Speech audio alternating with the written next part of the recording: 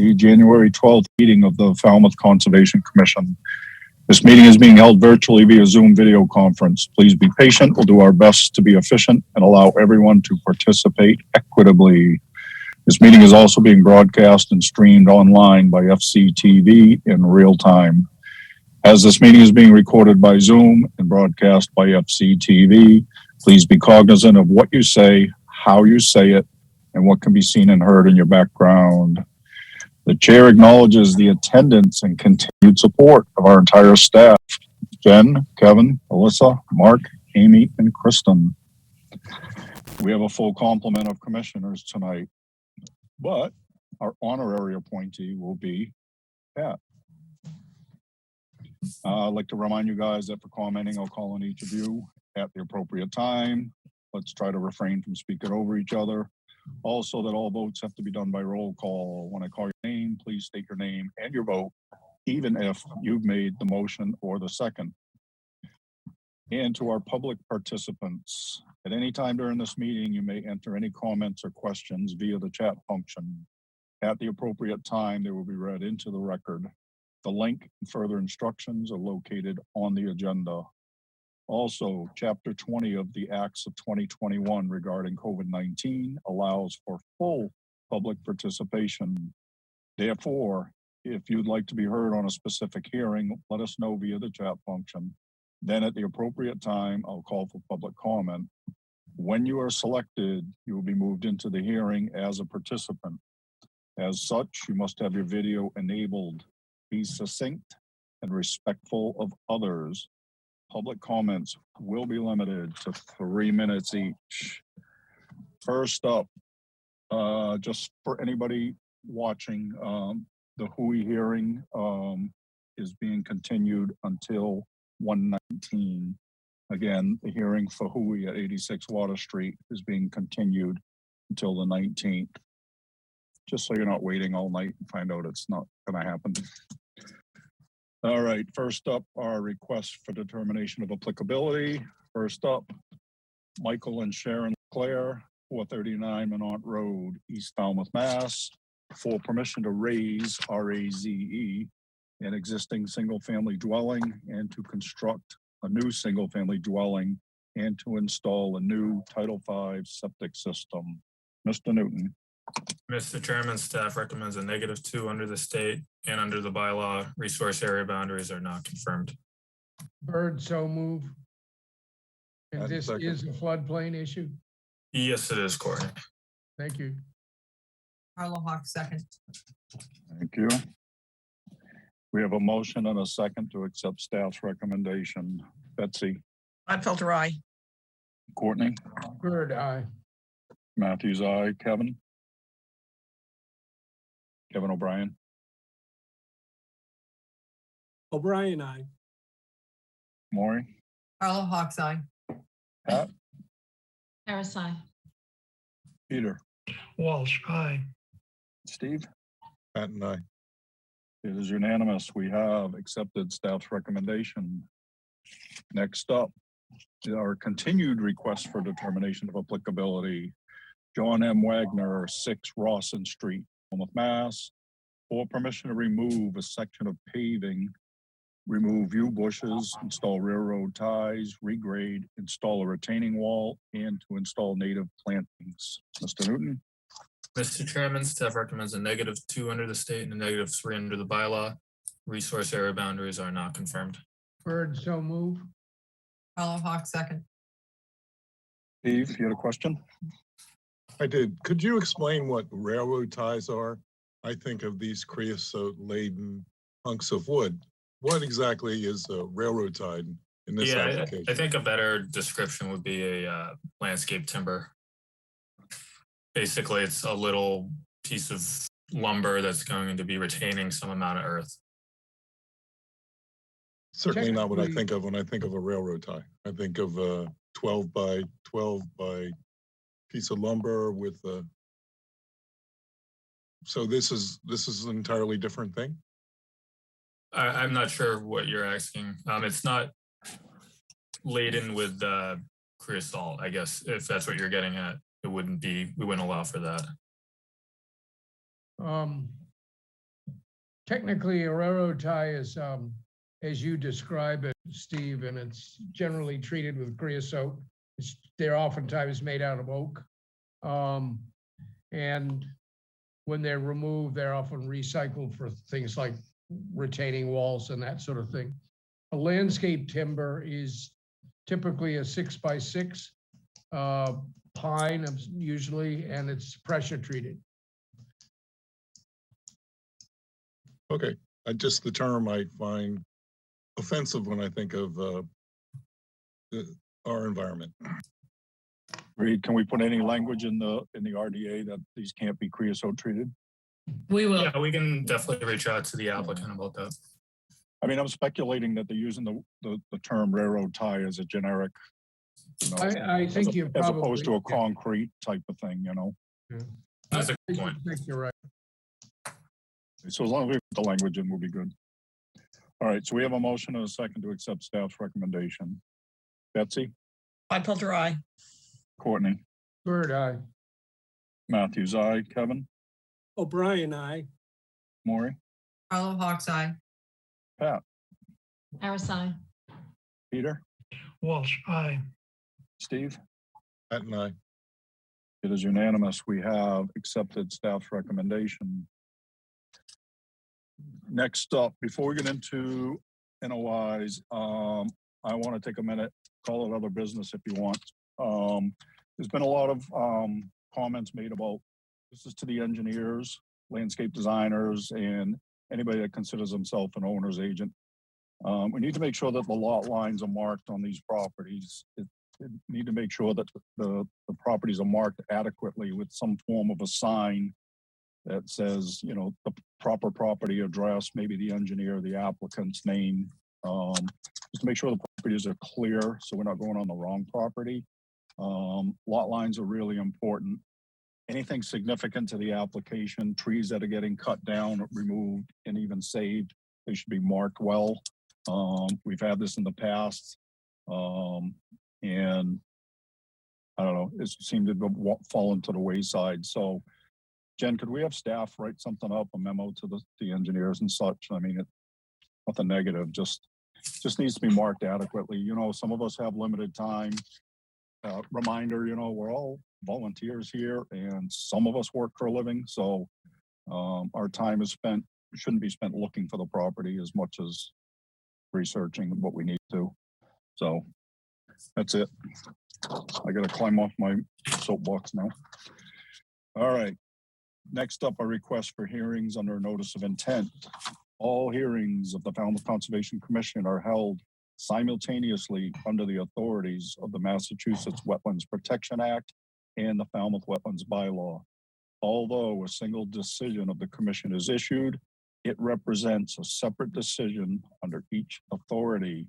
And as a reminder, commenting is limited to 3 minutes, so I encourage you to stay within the purview of this board, which are the rules and regulations of the Wetlands Protection Act and the Falmouth Wetlands Bylaw, and how they pertain to a particular application. Chair reserves the right to stop any commenting that is disparaging or inconsequential to the hearing. First up, Caroline Abdul-Razak, trustee of NWW-3 Realty Trust, 0 Associates Road, Falmouth, Mass, for permission to construct a single-family dwelling with all associated clearing, grading, and landscaping, and to install a new Title V septic system. Jen? Yes, Mr. Chairman, I've promoted Mike Borselli and Bob Ament up to present the project. Thank you. You're welcome. Mr. Borselli, you're up, sir. Thank you, Mr. Chairman. For the record, Michael Borselli, Falmouth Engineering, representing the applicant along with Bob Ament. We're both here tonight to make the presentation and answer any questions. With your permission, I'd like to share my screen. Yes, sir. I'd like to start by giving you an orientation of where the lot is. It's on Chappaquiddick Island. If you look at the aerial photo in front of you in the bottom left corner is Chappaquiddick Road, which is the causeway that runs along the beach, and then you turn into the main residential area of Chappaquiddick Island, and there's this Associates Road loops around. There's an interior loop of Associates Road. There's several, if not most, if not all of the lots are developed with houses and appurtenances such as tennis courts. For orientation of where our property is, I'm circling with the mouse, the lot, it's lot 10, it would be 0 Associates Road, no house numbers assigned yet. And it's in this location on the interior of Chappaquiddick Island. To the north is a fully developed residential lot with a house, driveway, pool. To the further to the north is another house. To the northeast is a tennis court. And then to the east, there's a house. To the southeast, there's a house. And to the west, there's houses. For further reference, to the north and then around this shoreline is West Falmouth Harbor. The lot is currently vacant with and undeveloped. I'm now showing you a site plan of existing conditions. It shows the neighboring house on this side. It shows all of the existing trees. There's a flood hazard zone boundary shown in blue that meanders through the property. On this side is a non-special flood zone X. From the blue line in this direction is AE 17. The lot is a significant distance from all wetland resources, meaning hundreds of feet, over 300 feet from all other wetland resources except for 2. One is the land subject to coastal storm flowage, which is the AE 17, and the other is a non-eroding isolated coastal bank. And the reason I say it that way is your regulations have very specific buffer zones to specific types of coastal banks. In the case of this coastal bank, it's non-eroding. It's not adjacent to another wetland resource. It's actually more than 100 feet from any other wetland resource. And it is not steeper than 4:1. That specific case is characterized uniquely from all the other cases and as having no disturbance zone A associated with it. Your regulations go on to say if the total of zone A and B never exceeds 100 feet. So in the case of having no, and I'm pausing so that it doesn't sound like no disturbance zone A, it's an entirely a B, and it has a distance of 100 feet from the top of the coastal bank. And that line is shown here. It's actually across the street from the pavement on Associates Road. So with that in mind, we proceeded with the design of a house and appurtenances that would meet your regulations, specifically at FWR 1.8, 10.18. And this is the proposed project that's been superimposed on the existing conditions plan. Again, for your reference, here's the top of the coastal bank. So the project house siting was designed to meet not only the wetlands regulations, but the minimum setbacks for zoning. In this case, the front yard setback for a structure is 25 feet, as you know, and the side yard is 10 feet. You have a regulation and a within your regulations at 10.18, you have identified something called a no structure zone.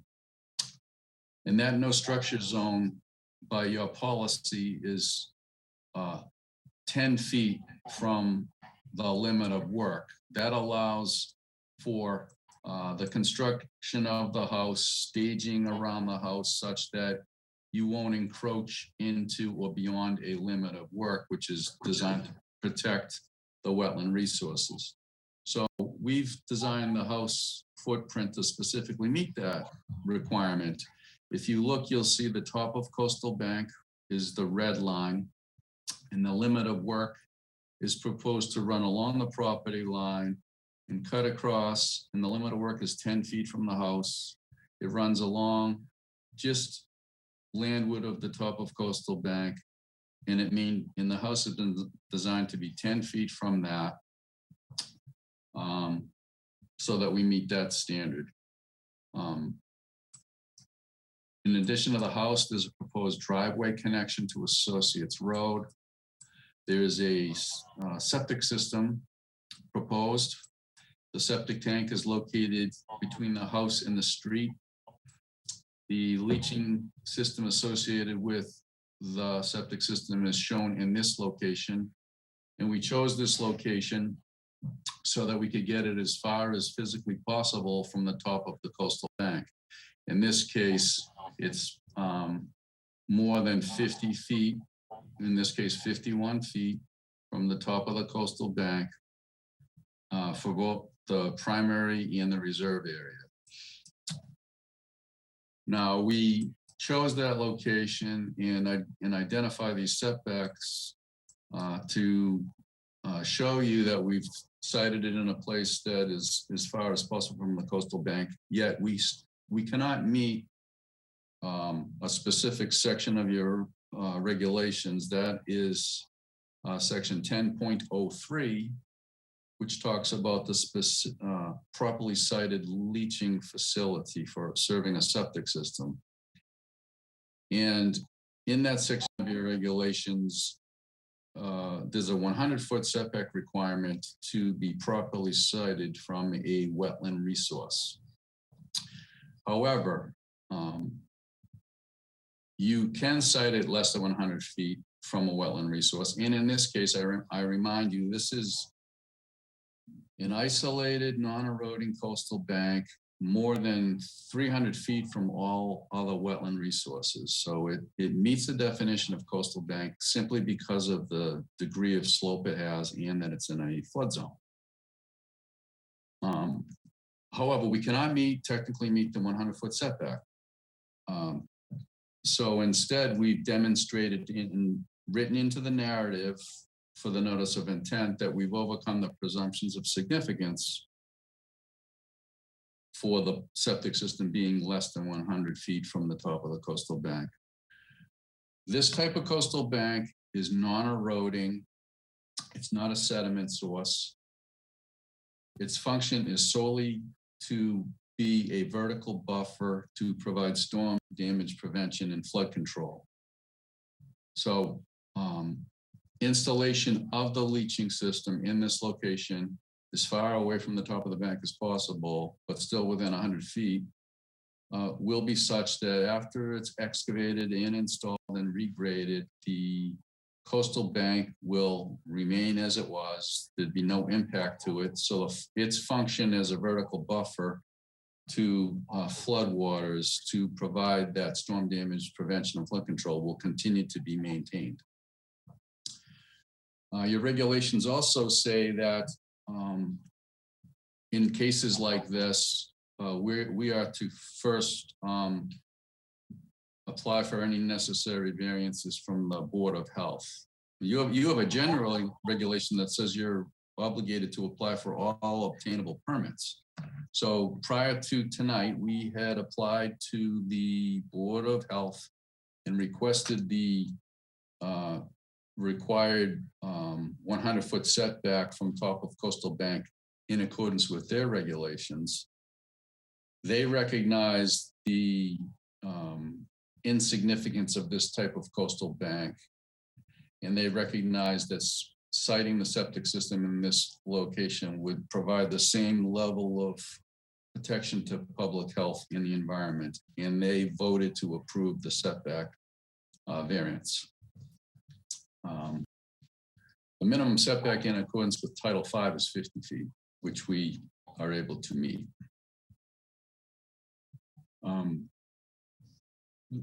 Prior to tonight, we met with your staff to go over this project. In fact, just yesterday, we met with Jen and Alyssa, Bob Ament and I, and we had a Zoom meeting where we went through the project, and a couple of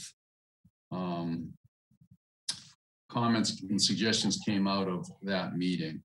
If you note on the plan, I'm showing an area crosshatched for proposed improvement plantings. I call them improvement plantings because they're not mitigation planting, they're improvement plantings because your regulations require, in cases where no mitigation is required, that you should still try to provide some sort of environmental improvement. So we were proposing to have native plantings installed in this location to provide some improvement environmentally to the property. The meeting that we had yesterday with staff, there was a suggestion that we may want to consider another location for that. And I'm about to just illustrate that in an overlay on the same plan. Jen had suggested that instead of the improvement planting being here, why not place them in a location that's adjacent to existing vegetation, so it supplements the buffer, provides more of a contiguous buffer to the coastal bank. There's also an existing shed on the property that I'm showing here. Jen had suggested that if we were to do this, that we consider relocating or reconstructing the shed in a different location, which is shown in this brown shaded area. We took that into consideration, but then we came up with a variation on that I'd like to show you. And that is this. What this shows is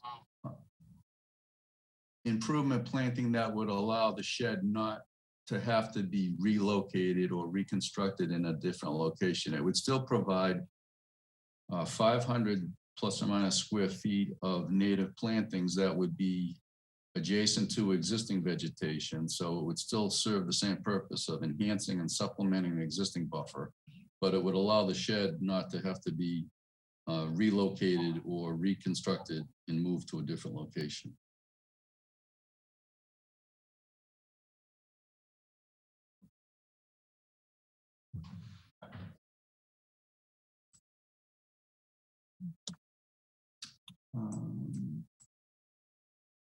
We've identified the trees proposed to be removed as part of the project. We have shown dry wells to mitigate for roof runoff. All of the regrading and proposed grading for the site is shown on the plan. Just remind you again that this is probably the last undeveloped lot, at least in this section of the islands, fully surrounded by developed lots and houses on all sides. The septic system edge itself, the septic system, I guess I could zoom in on this view a little bit. The septic system, here's the lot, is proposed in this corner. And from the septic system to the next closest wetland resource, which is West Falmouth Harbor in this direction, is 330 feet. So it's more than 300 feet. And then in all other directions, it's in excess of 300 and in upwards of 450 feet in this direction.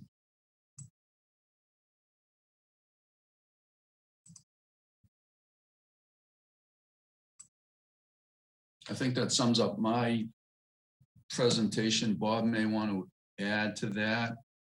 Or if not, we will be happy to take questions.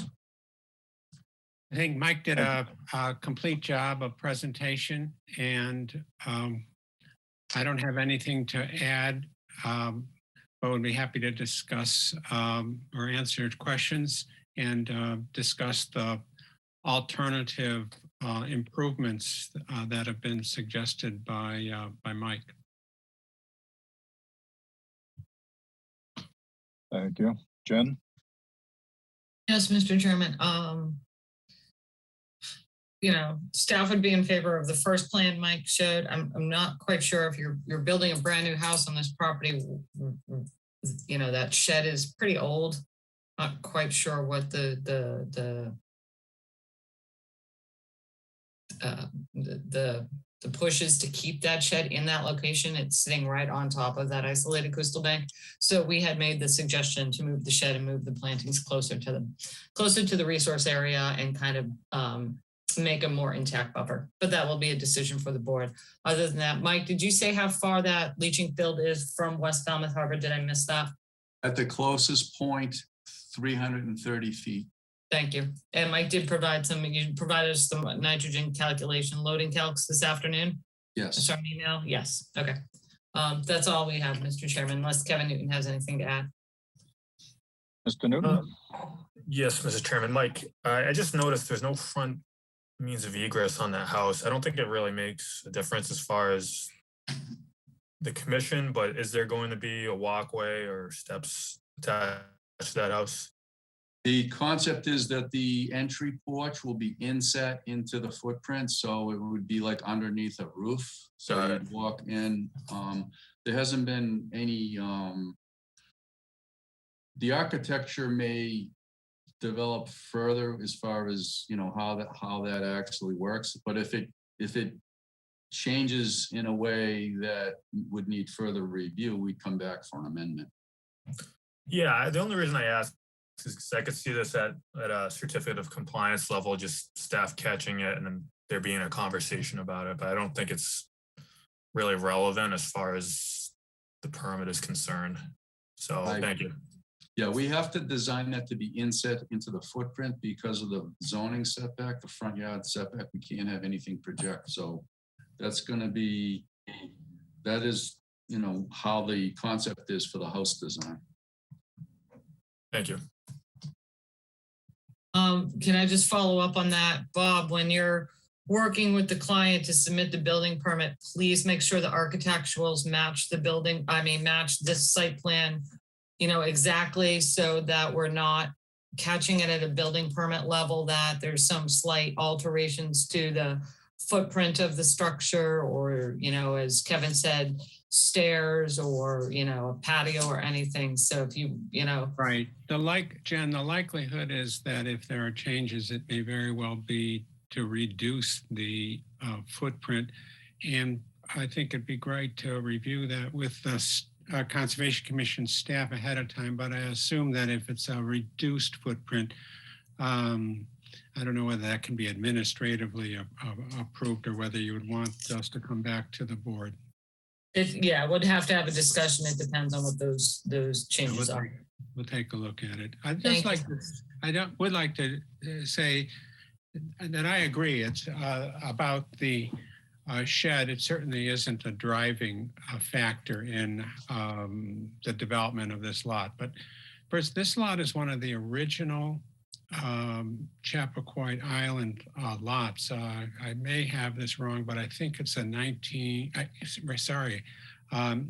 an 1892 plan. It's a very, very old lot. It's been in the family for a very long time. And the shed, I don't think it's been there since the 1800s, but it definitely has been there for 50 or more years. So it's got a bit of historic cachet, and yes, it certainly isn't in good shape, but it's very functional. I think simply because of the history, there's some wish to keep it, and also it's a very efficient location on the lot to have it over close to the sideline where it is. the second drawing that Mike showed with the keeping the shed still has 500 square feet of plantings, which is certainly an improvement. And I don't think that the regulations require a greater improvement than what that shows. It is true that the shed touches the top of the coastal bank as Mike has located it, but it truly just touches it. It's probably just a few inches of that shed that that touch the top of that bank as shown. And it's a bank that Mike has said is non-eroding and so on, well vegetated. And it simply will make no difference to the environment to relocate that that shed. So what I'd like to do is have the owners just have the opportunity to decide what they want to do. And if they put in that mitigation planting, I maybe choose to keep the shed where it is.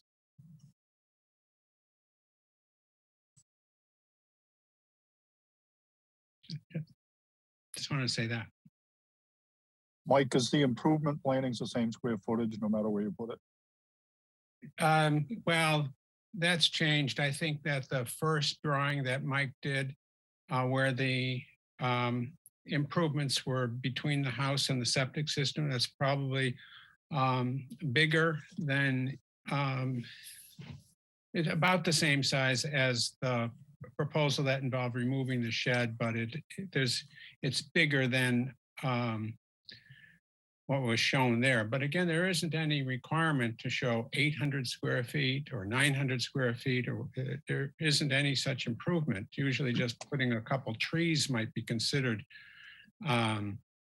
improvement. I further think we could probably increase this area, but hey, it's 500 square feet of plantings up tight against a coastal bank that isn't a very significant coastal bank. It is an improvement in an area where there's no mitigation requirement. So it would seem to work. All right. Commissioner comments, Betsy. Betsy, you're on mute. There you go. Yep. I don't have any comments, and I really don't care whether the shed stays where it is now or whether it moves. I think having you didn't mention what you said, the native plantings. I hope that will include some trees.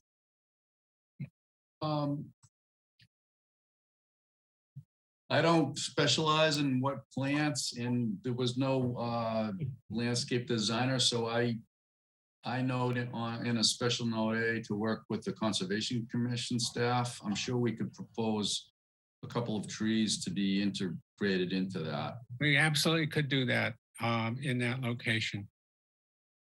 Yeah, we had another recent hearing, and we had a good explanation from a neighbor as to the importance of trees in terms of water management and flood control. So I'd love to, you're taking down a lot of big trees, which is going to impact what happens in this area. So I would like to see some trees back. That's my only comment. Thank you. Thank you. Courtney. Like Betsy, I don't have a terribly big concern about the shed and where it's located right now. It's been there since Methuselah was a child. So, you know, and I like the idea of doing some mitigation for it, and 500 square feet seems great. If they can squeeze some more in, that's even better. One of the things, obviously, part of trying to design a house like you did is, you know, there are always the inevitable, well, there's a patio we want to put in. There's the AC pad, and the outside shower, I guess you call it a rinse station now. So it'd be nice to have those things designed into this. So, you don't need to necessarily come back and later on, and we see the whole thing. But I also realize you haven't gotten far enough down the design road to know what you do. Now, on the other hand, if you come up with a final plan that's smaller than the footprint shown and all of the sort of odds and ends of things that pop out of houses are within the footprint that we approve, then it's not an issue. Thank you for recognizing that. Yeah, we would be working closely with the staff on any of these reductions and then elements that might get incorporated, like an outside shower. We do on the plan show a fairly sizable patio off the side. In the original concept envisioned, that area being able to house a lot of the things like the AC units and things, but the design's still in development. If it crosses a line to being not what you approved for some reason, we would be required to come back for an amendment. It would be great to avoid that, but if we just can't do it, then we would have to come back. Okay. I think, do you have any sense of when you're going to be finalizing the design on this? Bob, you want to answer that? Yes, I think the property is under agreement. One of the, in selling this lot, we thought it was important to go through permitting to know what we were selling. The buyers are working on plans right now. I think they will probably have something for the town within a couple of months or a few months. So you're not intending to begin any kind of construction, even if you got to build an order of conditions, let's say in a month or so, you're not planning to start any kind of activity on the lot for a while then? Well, not in a month for sure, but it certainly could be in 3 months. It would seem appropriate perhaps that we condition that we review the plans that are the final plans. We would anyway with the Well, I building think permit that you do application. that in any case. We Yeah. can't get a building permit without the plans being reviewed by the conservation staff.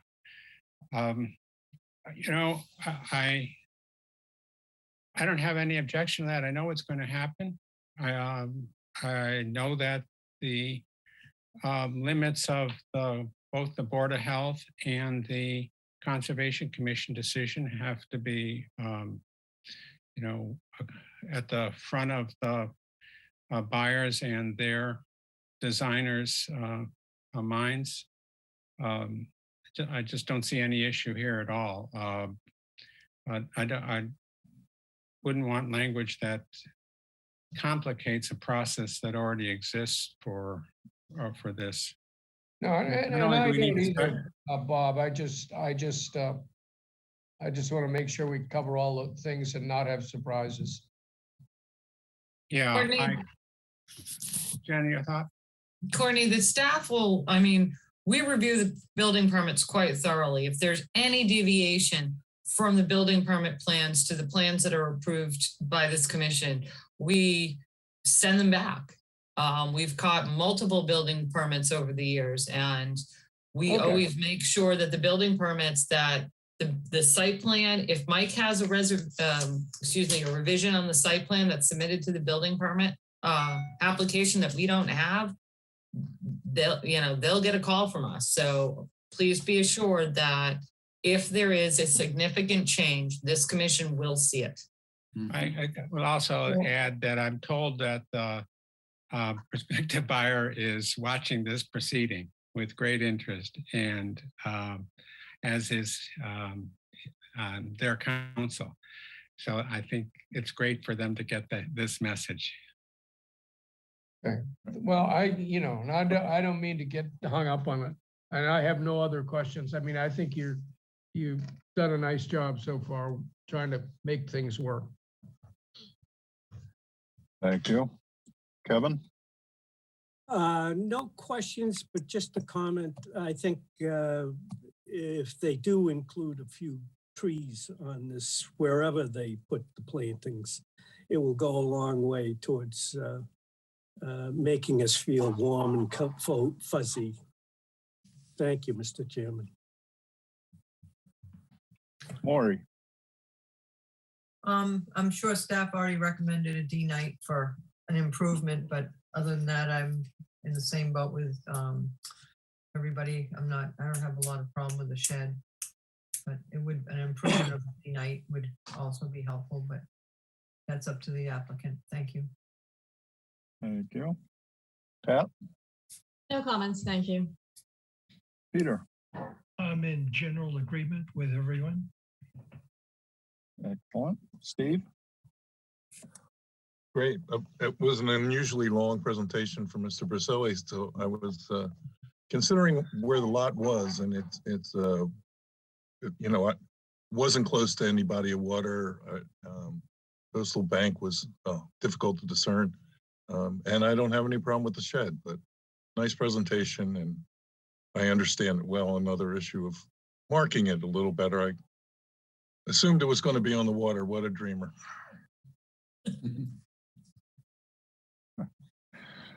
all right. Jen, is there anything in the public chat function? There's Mike, nothing. yeah, I just want to say, Mike did include a plan, a map in the packet that showed where the lot was. I too assumed that it was going to be on the water, but I said he must have shown a plan. So I went back through the packet. Smarter than me again. Jen, There's is there no anything in the public chat function? There's no public chat, Mr. Chairman. Thank you. So I'd like to make a motion to close the hearing and take it under advisement. Bird, second. Okay. If there are no further comments or questions, motion and a second to close the hearing. I'm going to call for the vote. Betsy, Gladfelder, aye. Courtney, Bird, aye. Matthews, aye. Kevin, O'Brien, aye. Maury, Fellow Hawks Eye. Pat, Harris, aye. Peter, Walsh, aye. Steve. Pat and I. It is unanimous. We have closed this hearing. Thank you, Mr. Borselli. Thank you, Mr. Ahmed. Thank you. Mr. Chairman. Thank you, Commission.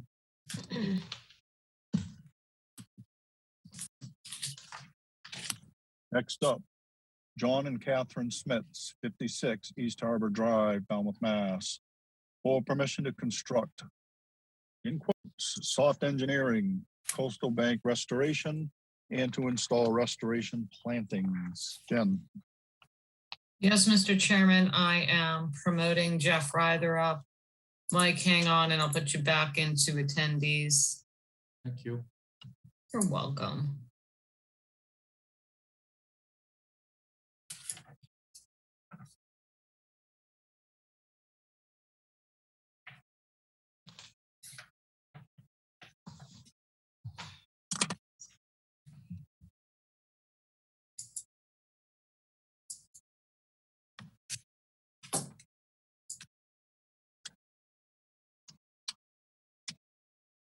Don't know.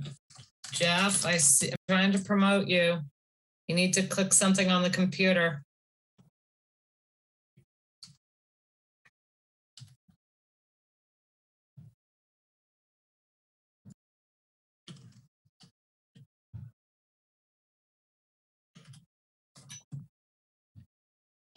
Hello, everybody. Hey, Mary. Oh, I'm sorry, Jeff. I'm sorry, it's under my wife's name tonight. Yeah. Change that icon there. Anyhow, I'd like to say hello. And I'm Jeff Ryther with BSS Design. I'm representing the Smiths. This is John and Catherine Smiths. They're the applicants. The resource areas at this site, land under a salt pond. We have a coastal beach, salt marsh, a little bit of salt marsh, not much there. Coastal bank and land subject to coastal storm flowage. That's the AE 14 contour. So the project tonight is to, repair the base of a coastal bank at this residence.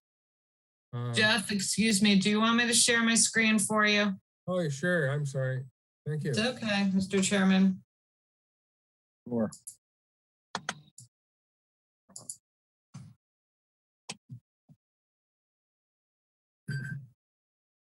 Okay, Everyone so- see that? Okay. So we've gone over the resource areas. Again, we're trying to, there's a big coastal bank here. Most of it's fully vegetated. The shoreline is eroded quite a bit.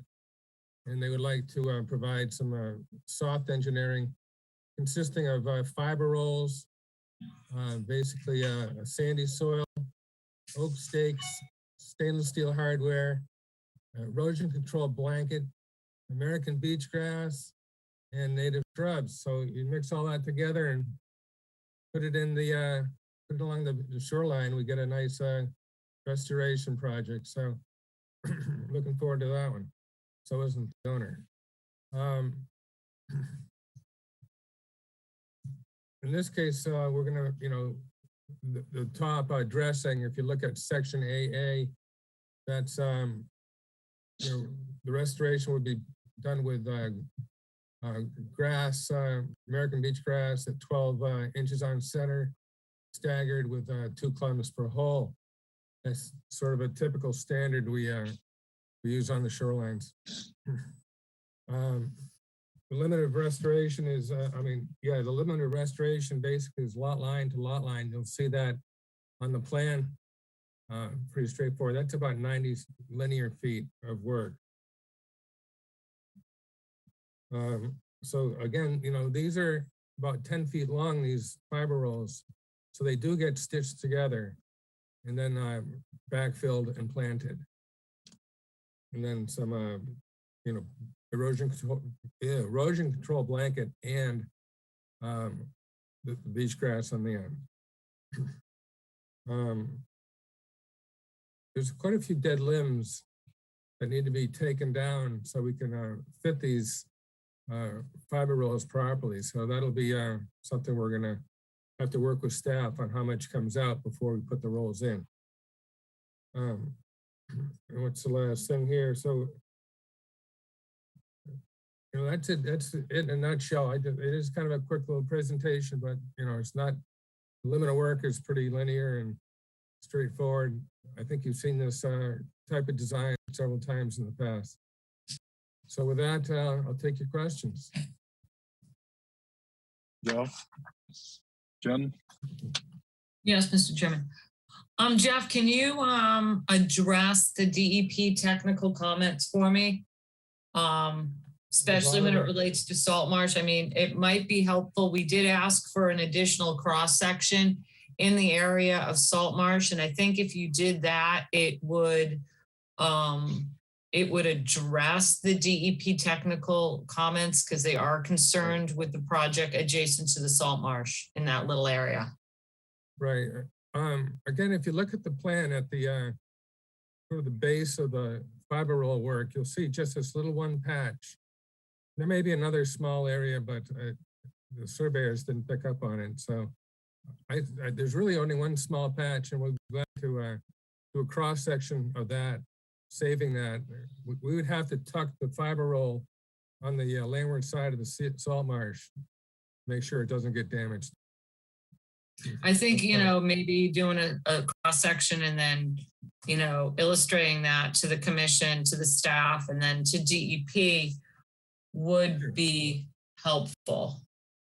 Right. I see other ones as well about a few things we've, that aren't on the plan, like the driveway, the AC unit and the rinse station and walks. We thought this is more of a shoreline project, but we can certainly add that to the plan. Yeah, we always just want to make sure that the plans show all the elements of the property on them, Jeff. So just going forward, expect to see those types of comments. Yeah, I understand. Okay. So yeah, we'll do a cross section and add all that to there, and 1032 will take care of that comment. Yeah, I think it'll be helpful for DEP to see that the salt marsh won't be damaged. 1032 meaning, you know, this is CMR 1032 Yeah. part 3. Mhm. Yeah. Okay. Um, So that'll be, I just to think let I the- need to ask for a continuance because, you know, I'm not gonna be able to provide that unless you know, I can get it to you at the end of the week, but it's about the best I can do. And, Well, let's so- see if the board has any additional questions, Jeff. yes, right. Okay. I'm ready. Okay. Jen, you all set? I'm all set, Mr. Chairman. Mr. Newton? I have no questions at this time, Mr. Chairman. Thank you. All right. Courtney? I have no questions. Thank you. All right. Kevin? No questions, Mr. Chairman. Maury? Just a couple comments. I think that a PLS stamp should be on this. And also, I noticed that it doesn't say land containing shellfish, and I think that Great Pond does have shellfish, so it's not just land under the ocean. And can address the salt marsh because I was rather concerned how that's going to be protected. Thank you. Thank you. Pat? No comments, thank you. Peter? I have a question for I saw some of the prior work, and I don't know how many years ago it was, but it looked like there was some fiber roll project work that had been done in the past, and it's probably washed out. Do you know what year that was put in? I think you're asking me that. Yes, it certainly was a fiber roll project there. It's down there. It's on the other side of the lot line. If you're looking at the water, it would be on your left, if that's the one you're talking about. Yes. The other one ends in natural vegetation that didn't erode. But this one here, yeah, that is a fiber roll project of a lesser quality product though. So it is rotting some, I noticed, but it's probably going to be fine with all the plantings in it. I don't know what to say about it. It wasn't my project, so. Well, do you have an explanation how your project is proposed to be a different construction than the prior project? Well, it wouldn't be done too much different. Right now it has a sort of the tag end there to tie into, so it's not the best situation at the moment. Once we butt up to it, it'll stop the erosion at that point. Okay, with the slope 1-to-1, that's a 45-degree angle, it's still pretty steep. Have you had experience with that type of slope before? Yes, and the reason why our cross section is so bolstered is to provide that protection on that type of slope. Right now, it's even steeper. In some cases, it's completely vertical and eroding. So with trees falling over like waves. But yeah, we'll do a better job than that other one. Okay, I have a question for Jen. I noticed that there are a lot of roots coming out of the wall, and the narrative is saying that they would propose to cut some of the roots off. I would imagine that the roots, even though dead, would provide some additional stability. What's your opinion, Brian? That's a good one. I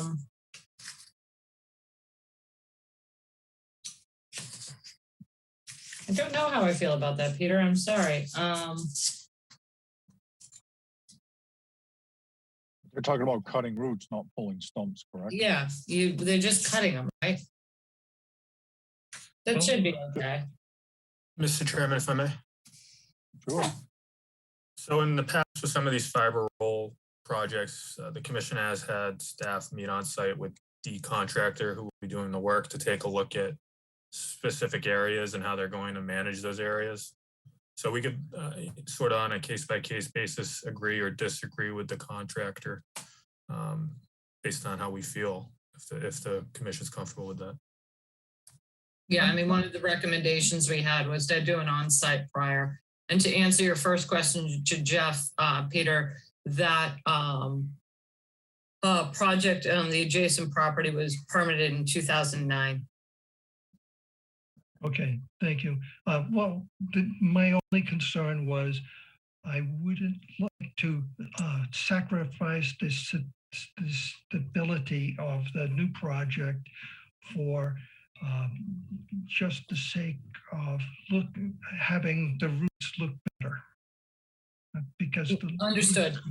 Okay, that's it. All right. Good point. All right, Steve? No questions. Thank you, Mr. Chairman. Betsy? I just want to say I agree with Peter. When Pat and I were out there today, I was saying that often if these trees, if trees fall down, they serve as a buffer, kind of a natural buffer there to the waves. So, you know, as much as what's already there holding the soil together that can be kept, the better. That's all. I don't have any questions, Jamie. Thank you. Jen, is there anything in the public chat function? No, Mr. Chairman. Okay. Jeff, are you clear on what we're looking for? Yes, I believe I wrote it down that you want to, well, I need to relabel a couple of things on the plan. I need a stamp, limit to the marsh, and no trees to be removed, and no issues to be, no roots to be cut unless dead.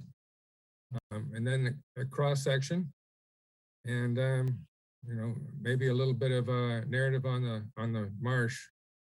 How we can keep that from being damaged. So I could either do that by the end of the week or take 2 weeks for continuance.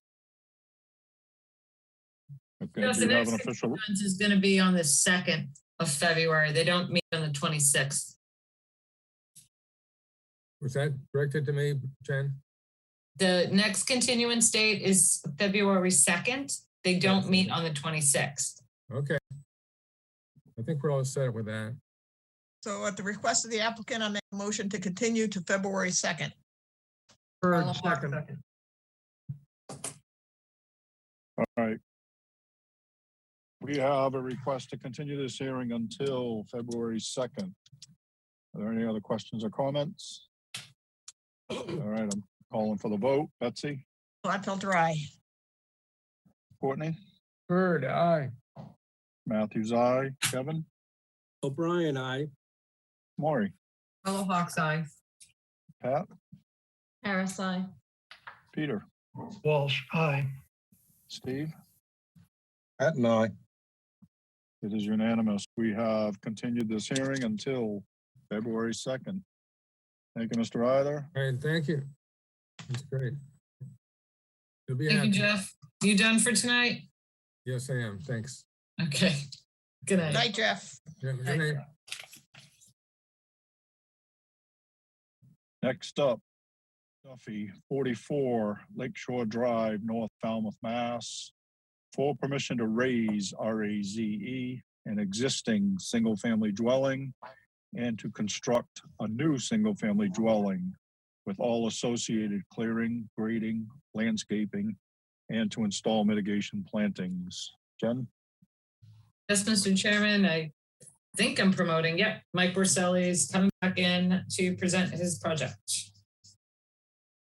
Thank you, Mr. Chairman.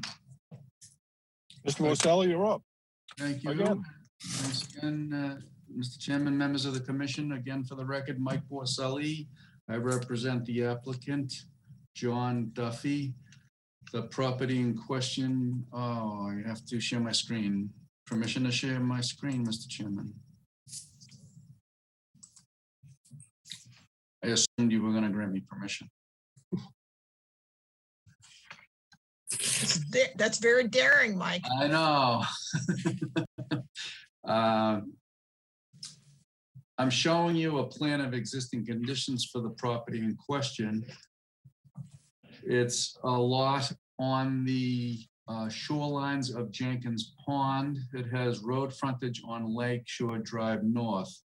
There's an existing single-family dwelling on the property, an extensive paved driveway, lawn areas, a stone retaining wall that leads, that allows access via stairs to a sandy beach along the shore of Jenkins Pond. The wetland resource and two wetland resources associated with the project, land under a water body, that would be Jenkins Pond itself, and then inland bank. And the inland bank has a definition that is tied to USGS elevation of the pond. The top of the inland bank is coincident with that. So we've highlighted the location in red for the top of inland bank. And we've shown the no disturbance zone A. Actually, this contrasts with the other application. In this case, the no disturbance zone A is 100 feet and there's no outer buffer zone B. The reason for that is your regulations have a specific case when a property is within a zone 2 for a public drinking water source. The no disturbance zone is increased to 100 feet. So I'm showing the 100-foot no disturbance zone A from the top of inland bank. This is a buffer redevelopment project. The applicant is proposing to raise and reconstruct the existing house and replace this existing house shown on the existing conditions plan with a new house that is in keeping with the requirements under FWR 10.18. I will share that with you now. Here is the proposed house, and we've left the outline of the existing house superimposed in red for your reference. The house has been designed such that it doesn't move closer to the wetland resources than the present primary structure. It has a different shape, different configuration, and it is slightly bigger. If you look on the summary of impervious surface calculations, the existing area of impervious surfaces in the A zone is 1,539, and the proposed is 1,792, which results in an increase of 253. And we applied a factor of 3 to that, yielding a requirement for 759 square feet of mitigation, and we're proposing 760. And we're proposing it along the top of the existing concrete wall to do everything we can to enhance a buffer to the inland bank and land under water body. I actually remembered that. I remembered the tree. I often forget it. For every 1,000 square feet of mitigation required, 1 tree. So we're proposing 1 tupelo in this location. I add a note to the plan that talks about the mitigation planting consisting of woody shrubs, 3-gallon size, 3 feet on center in staggered rows. And there'll be plants shall be from the Conservation Commission approved list. The applicant will work with Conservation staff to determine a species mix. In addition to the mitigation, of course, the house construction, we're upgrading the septic system to a Title V septic system. The property owner told me there are 2 cesspools out in this lawn area. Unfortunately, there's no record of those, but the topography is such that it's, and the plumbing is leaving the house pointing in this direction. So between that information and the knowledge of the owner, it's extremely likely it's in this lawn area, and we've put a note on the plan that those components shall be located, pumped dry, and removed from the site. The septic system's been designed to meet all requirements of Title V in the Falmouth health regulations. It's set back more than 100 feet from the closest wetland resource. The number of bedrooms in the house remains the same. There's no increase. The number of bedrooms in the house is 3. This is the septic details, just for your information, just show the system construction. I think that sums it up. I think the project meets your standards, specifically under FWI 10.18 for redevelopment, and I'm happy to answer any questions. Thank you, Mike. Jen? Mike, what's that structure on that little beach? I suspect that's a floating dock that's a swim float for the family's use in passive recreation. Your next question is going to be, does it have a license? And I don't know that answer.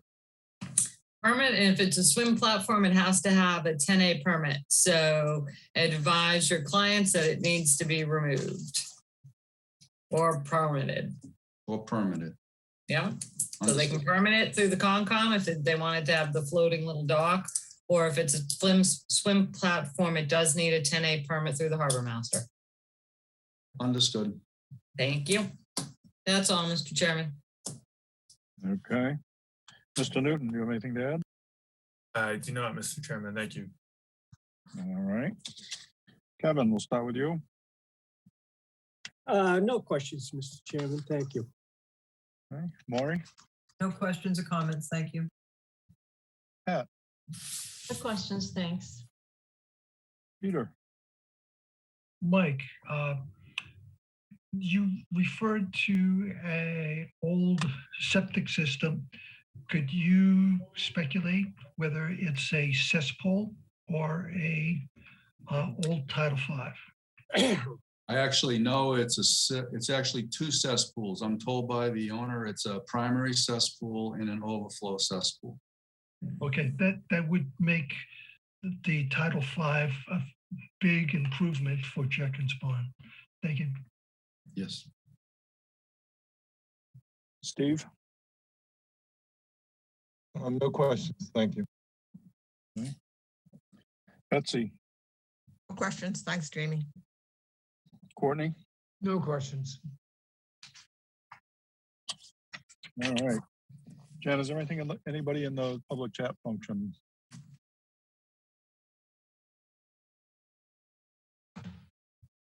No, Mr. Chairman.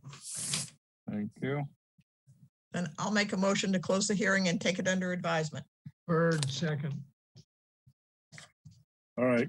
So we have a motion and a second to close the hearing and take it under advisement. Are there any other questions or comments? Hearing none, I'll call for the vote. Betsy? Gladfelter, aye. Courtney? Bird, aye. Matthews, aye. Kevin? O'Brien, aye. Maury? Arlo Hawks, aye. Pat? RSI. Peter? Walsh, aye. Steve? Pat and I. It is unanimous. We have closed this hearing. Thank you, Mr. Boselli. Thank you.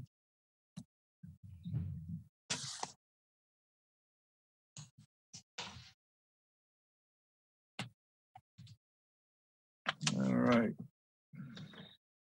Next up are continued hearings under a notice of intent.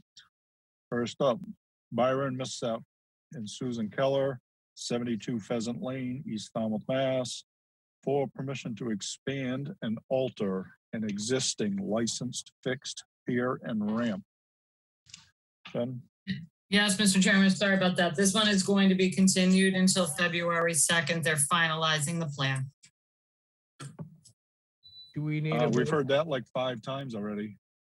Their office, has had some challenges with COVID, so they're trying.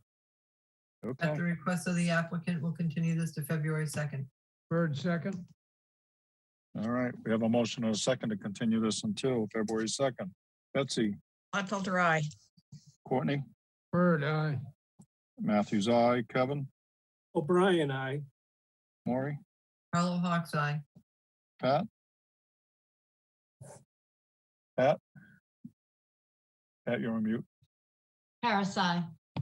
Thank you. Peter, Walsh, aye. Steve? Pat and I. It is unanimous. We have continued this hearing until February 2nd. Mike, you hanging around with us? Well, think he's I'm the next. one. Oh, okay. Bear with me then. Next up, Woods Hole Oceanographic Institution, 86 Water Street, Woods Hole, Mass. For permission to replace the existing Iceland Marine facility at 86 Water Street, Woods Hole.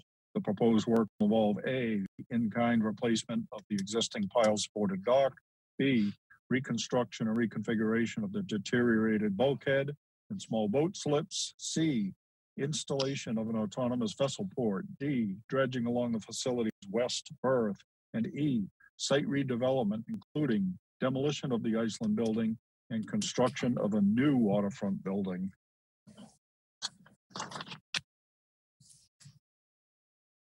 This was, Thank you. this was continued till, they were requesting the continuance until January 19th. They'll have plans into our office on Friday. We will send the plans to the peer reviewer and we will send them all to you. Okay. Need a motion to continue that to the February 19th. Oh, not February, January 19th. I'm sorry. January 19th. At the request of the applicant, we'll continue this to January 19th. Carlo Hawks. Bird second? All right, we have a motion and a second to continue this until January 19th. Betsy, I'm going to recuse myself oh, from I'm voting. sorry. I should remember that. Courtney, Bird, aye. Matthews, aye. Kevin, O'Brien, aye. Maury, Carlo Hawks, aye. Pat, Harris, aye. Peter, Walsh, aye. Steve. Pat and I. It is unanimous. We've continued this hearing until 1:19. Next up, George Botello Jr., George L. Botello, year 2019 Revocable Living Trust, 22 Flax Pond Road, Falmouth, Mass. For permission to replace an existing floating dock with an entirely fixed dock fitted with a bubbler system. Jen? Yes, Mr. Chairman, Mike is here to present his continued project. All right, Mr. Boselli, happy to Thank see you. you again. Thank you, Mr. Chairman, members of the commission. Again, Michael Borselli, Falmouth Engineering. I represent the applicant. Permission to share my screen. Yeah, absolutely, sir. Thank you. This is a continued hearing subsequent to comments from staff and commissioners. We made revisions to the plan. Primarily, we added a few elements that were not shown from the original survey, including some walkways and a landscape wall next to the deck. So we updated the plan to include those things. As I think I stated at the last hearing, it was not likely we were going to find evidence of the existing 10-foot by 12-foot float, which is bigger than your maximum allowed of 100 square feet. So we've revised the plan to reduce the size of the T from 10 by 12 to 10 by 10 so that it meets your requirements for the float size. And the other big thing that we were waiting for was comments from Natural Heritage, MISA, We did receive feedback from MISA, and the basic conclusion was that this does not result in what they call a prohibitive take. So they're not concerned about any rare or endangered species being impacted by this proposed dock. I think that sums it up. I'm happy to take questions. Thank you, Mike. Jen? Yes, Mr. Chairman. Mike, can you stop sharing your screen? Oh, sorry. Yep. Actually, we may need that screen to stay up. But you can stop sharing for 1 moment. Pretty much, yeah, most of the past staff's comments were addressed. Mike, you saw our last revision to the staff report. Can you just have your client take all the fencing and everything off of town property? Yep, I've already had a conversation with Mr. Patello. Whatever you think's appropriate for conditions. Okay, because we'll probably have them remove all of the elements that, I mean, it is a public parcel, so we do want people to access it. So it kind of looks like a private compound down there with all the fencing and the number placed on the town side of the entrance to that area. So I do want to point out one thing so you're aware. This Flax Pond Avenue is private. It's listed as a private road on this. It's actually listed as what they call a paper/private road, as contrasted to a public way. I understand, okay, but then the town owns to the center line. Yeah, I just wanted to make sure you realize it was not a public road. No, I understand, but it is a public parcel. Our parcels are public. You border it, correct? Yeah. So, we have our little parking area down there. So yep. Just want to make sure that, the public does not, if somebody wants to access our conservation land over there, that, they're welcome to do that. And that's all I have, Mr. Chairman. All right. Mr. Newton, do you have anything to add? I do not, Mr. Chairman. Thank you. I should have mentioned it on the outset, but the quorum is everyone. Correct me if I'm wrong, Betsy. Nope, that's correct. All right. So we're going to start with Maury. No questions or comments. Thank you. All right. Pat? I have a couple of questions. This Flax Pond Ave, if it's a paper street or whatever, it's an easement that's that's available to the public to get to public land. And I'm looking at the property line shown on this plan, and it looks like the shed is in Flax Pond Road, as well as paved parking and brick walkways. Have all that been addressed by the staff, Jen? They are planning to move the shed. There's a note on the revised plan, shift existing shed from current location. And we'll just ask that all the elements on the town side of that, paper road, whatever it is, be removed.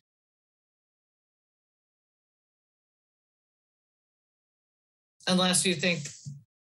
Well, without a title, I have no idea what the respective rights of the parties on either side of this that has been described as a paper road by Mike. But, we're looking at something designated as a property line for the applicant. And there's all this permanent structure, brick walkways, shed, paved parking. It seems to me to be inconsistent with the edge of their property line. That's what I'm getting at. And has the applicant agreed to remove all that stuff outside of their property line? Forget about this, the derelict fee statute and rights of abutting parties to a way. That way is intended for travel, would be my guess. I mean, you'd have to look at the title to know for certain. It just seems inconsistent. Is the applicant agreeing to remove all that stuff? They've agreed. No, he's not agreeing to move all that stuff.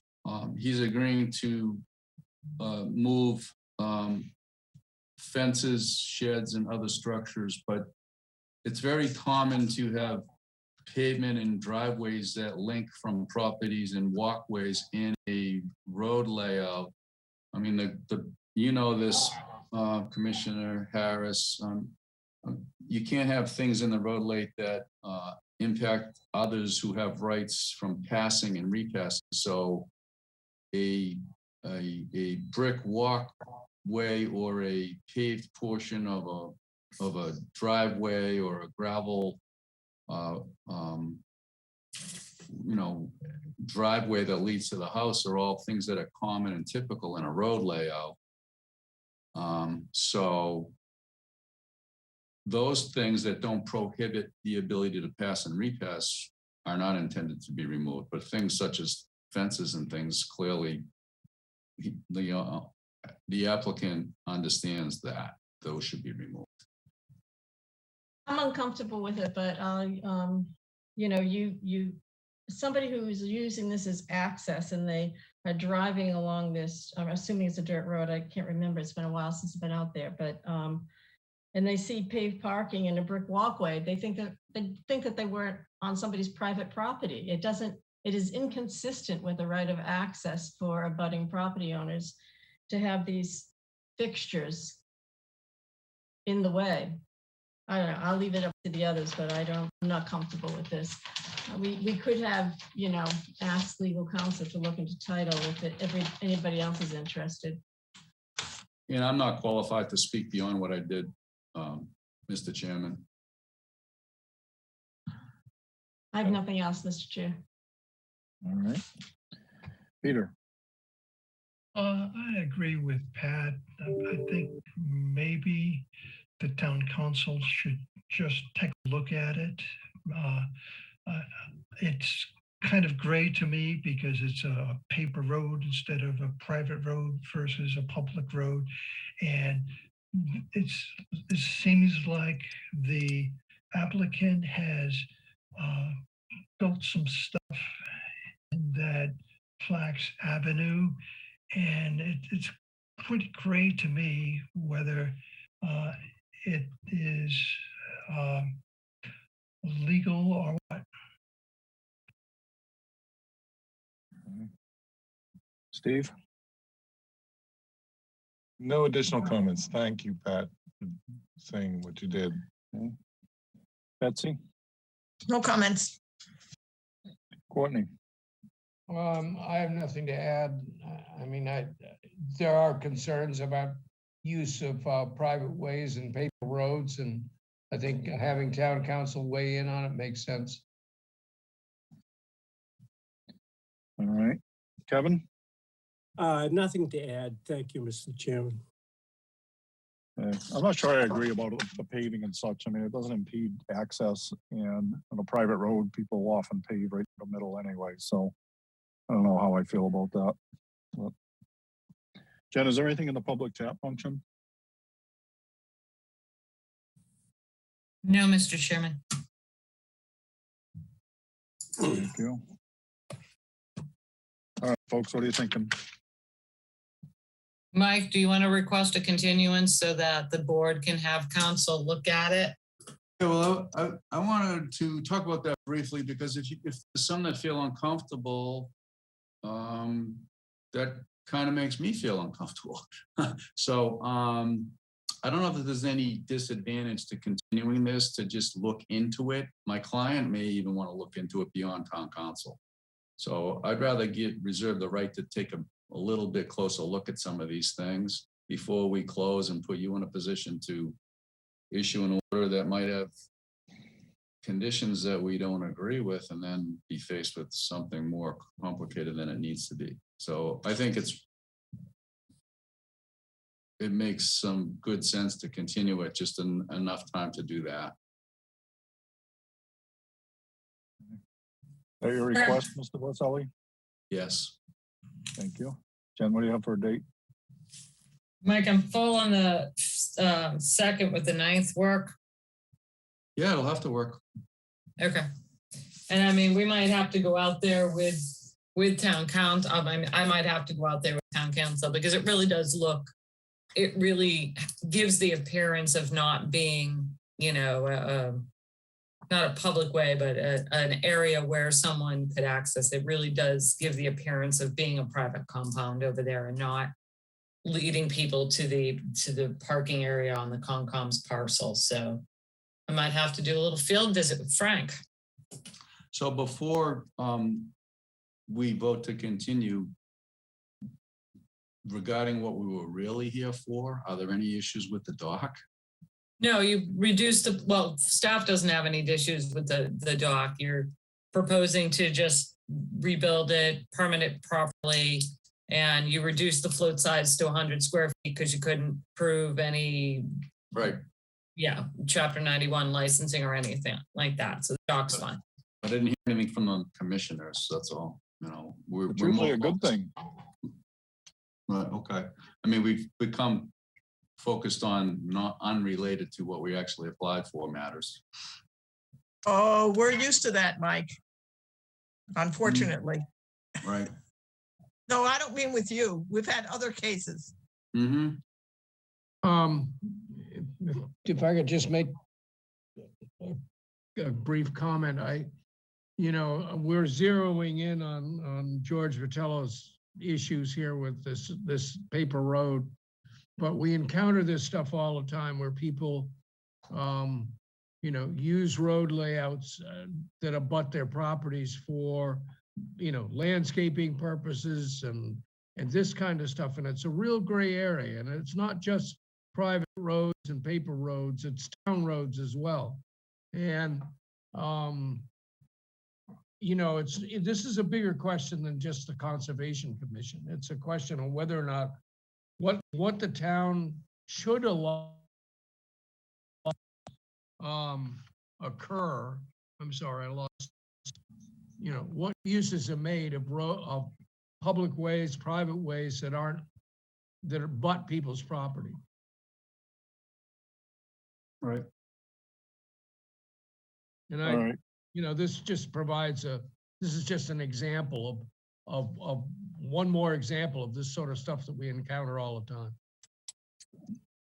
At the request of the applicant, I'll make a motion to continue this to February 9th.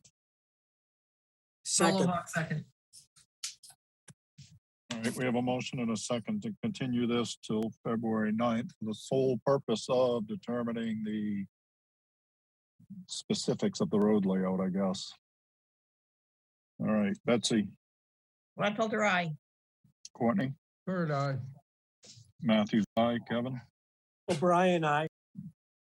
Maury, Carlo Hawks, aye. Harris, aye. Peter, Walsh, aye. Steve. At night? It is unanimous. We have continued this hearing until February 9th. Thank you, Mr. Borselli. Thank you. Next up, Ellen Vareen, trustee, Fells 9 Realty Trust, 9 Fells Road, Falmouth, Mass. For permission to demolish an existing single-family dwelling, to construct a new single-family dwelling, to redesign landscape features, to conduct invasive species management, and to install restoration and mitigation plantings. Jen? Yes, Mr. Chairman, I'm promoting Jen Crawford up to present her project. All right, for the record, the quorum is everyone. Is that correct, Betsy? That's correct. All right. Ms. Crawford, you're up. Thank you. Good evening. So see all you again. I hope you had good holidays. Hope they were better than mine. I was stuck at home with my kids for 3 weeks. Anyway. So we had our first hearing at the beginning of December before the holidays. At that time, staff had commented prior to the hearing, so we were able to submit to you a revision. I know we weren't able, or you weren't able to look at it or comment on it that night for the first hearing, but we did go through and address, I think, all of staff comments. and made those revisions. And then I was also able to speak with Jen and Alyssa and Kevin earlier today because they did have a question for me about the density of planting on the south side of the path. Yeah, they had a question about the density of the planting there, and what I explained for that particular area was that basically what's there now are all either vine species or herbaceous species. So we felt that with no shrubs, basically no shrubs in that area currently, that what we were proposing was an improvement, and it's not part of the mitigation area. It's part of a voluntary restoration area. The other question and comment that they had for me that we discussed was the use of the sweet fern along the path. And we did kind of come to the conclusion that it seemed as though it may be a good idea to keep a low growing plant at least directly adjacent to the path to the water to prevent any need for pruning and getting permission to prune in the future along the sides of the path. So Jen had suggested the use of low bush blueberry for some of that area. So we did submit a revision late this afternoon, which I know you have not had time to look at, but we did submit a revision late this afternoon that reflected that that discussion with staff earlier today. The only other things I think that needed to be dealt with, so to speak, is there was a few discrepancies between the site plan submitted by David Martin and the mitigation plan submitted by our office on some of the built elements. So those things were all taken care of either by David prior and by us. Today there was a little corner that needed a revision, so we did that. And all the mitigation calculations that are on the current plan should still be correct, even though some of that stuff changed in the buffer zones because we had accommodated for that on our plan earlier. So I think that was everything. If I'm forgetting something, please remind me. And did you say that National Heritage commented on this? Yes, they did. I'm going, oh, sorry. Sorry, Gen 1, Gen 2. Yeah. They did comment on it. Do you have a letter, Jen? Yes. Okay. Yep. Pretty extensive comments. So Jen, can you tell me how you're going to address, I mean, I know that when they say a botanist, they want a botanist approved by Natural Heritage. I think they have a short list up there. Yeah. Do you know who you're contracting with yet? I think, I believe Mike Ball should, you're familiar with Mike Ball, right? I believe that he should qualify for that. I believe that he has done that before. If that's the case, we'll probably try to contract with him to carry out that piece. If not, then I will need to look further. But I like working with Mike. He's very thorough and he's very good. Yeah, and then there was some other things that they had listed on there that I figured would just be part of the conditions, the special conditions. Okay. I would assume. So yeah, we're more than happy to do that. Okay, so we'll want a copy of whoever the botanist is. I don't know if Mike actually might be qualified through Natural Heritage. Just something you need to check with Natural Heritage before you have Mike contract the work. Yeah, for sure. I'll clear it with them. Yeah, they're very strict about Specific. who they use.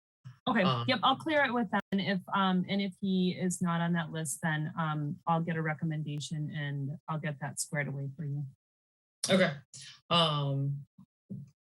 And then we'll probably just want a copy of that habitat assessment and survey protocol for the pennywort. It's a saltwater pennywort down there that Natural Heritage is basically requesting that a botanist come up with an assessment, a survey protocol, and basically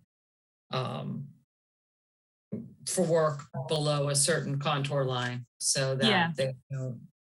Yeah, they referenced the 5-foot contour and on site that pretty much coincides with what I'll call the bank or what the landform that kind of looks like the bank. So it's I'm familiar with the area, so. Nope, it's okay. Yes. And We'll that's all follow. we have, Mr. True. Jen, I know was there some discussion about, and I forgot to ask this, we forgot to discuss it this afternoon. Yeah. Betsy had brought up the trees. Was it Betsy that you brought up the trees last time? Which ones? We're not proposing removal of any, I don't think. I don't think they were shown on the plan, or no, you did show some of them on the plan this time. I see them. You mean proposed trees or existing ones? Betsy, I can't remember what you said. It had something to do with trees, wasn't you? Okay, then I might be thinking of a different project, Jen. Oh, okay. I don't know if it's me. I can't remember this project. I think, Okay.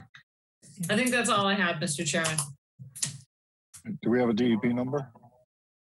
Yes, we do. Okay, thank you. I just had a note that was missing.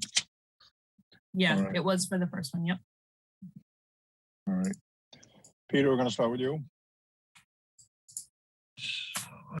Complete as far as my notes go, so no questions.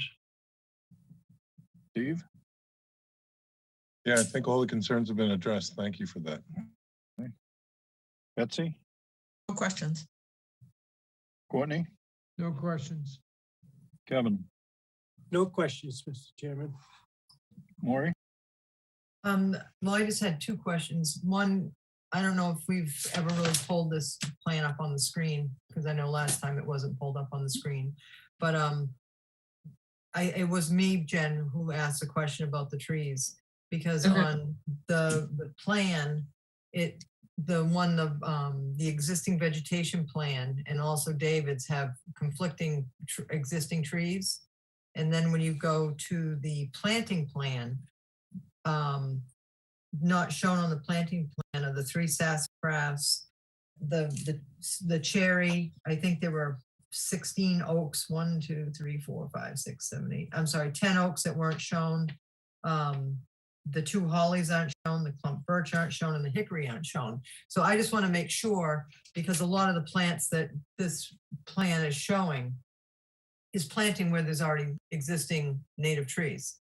So I just want to make sure that they're not, I mean, I don't know how you're going to plant some of the trees, but, you know, I mean, some of the shrubbery, because a lot of them, the dots are on top of like the birch and the cherry and the holly. The holly isn't shown. So I just don't want the native plants to be removed, but they're not shown on the plan. And the other one was the gray willow down in the water. I'm really concerned because that's natural heritage and you don't even show it on your plan at all. It's like it's been removed. So to clarify, our plan, the existing vegetation plan, because there are 2 kind of windows shown on our plan, so to speak. So the one on the top shows. Can you share your screen? Oh yes, of course. I'm sorry. Yes. Just so everybody knows what we're talking about. Yep.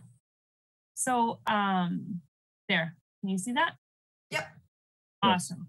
So let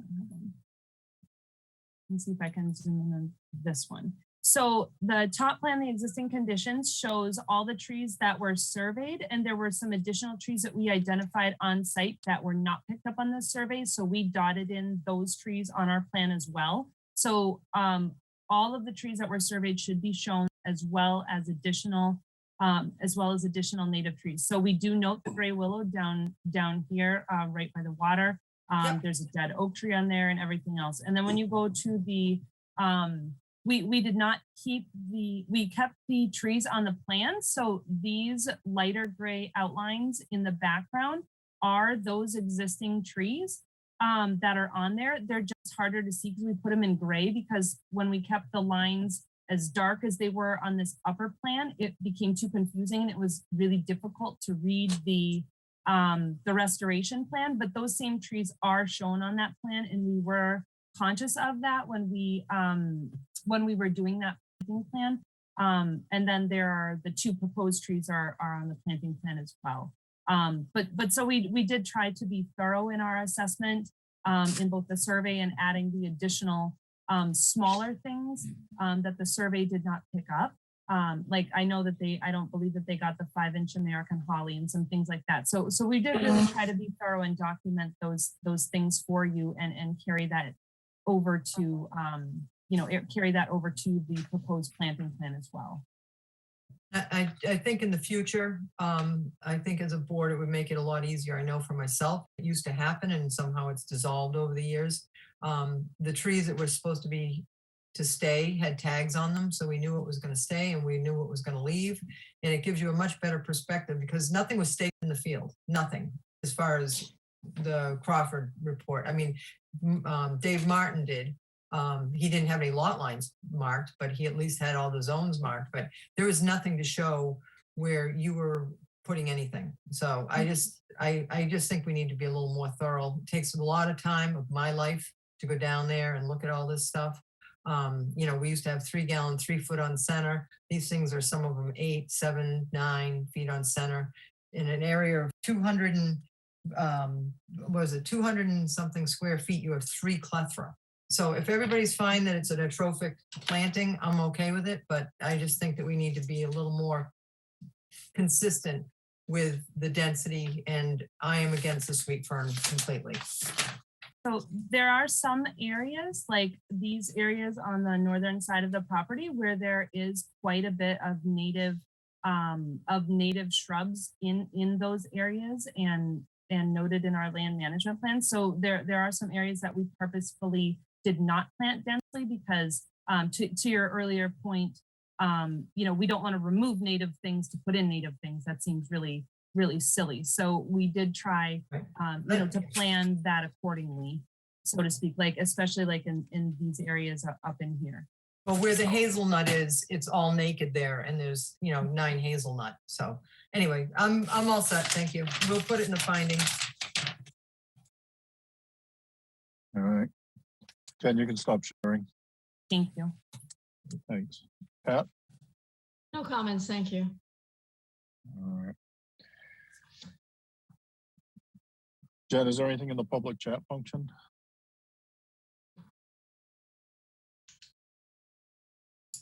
Sorry, nothing in the chat, Mr. Chairman.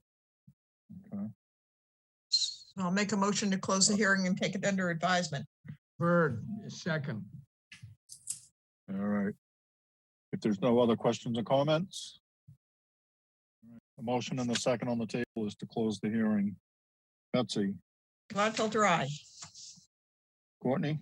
Bird, aye. Matthews, aye. Kevin? O'Brien, aye. Maury? Clock side. Pat? Harris, aye. Peter? Walsh, aye. Steve? At 9. It is unanimous. We have closed this hearing. Thank you, Ms. Crawford. Thank you. We'll see you soon, I'm sure.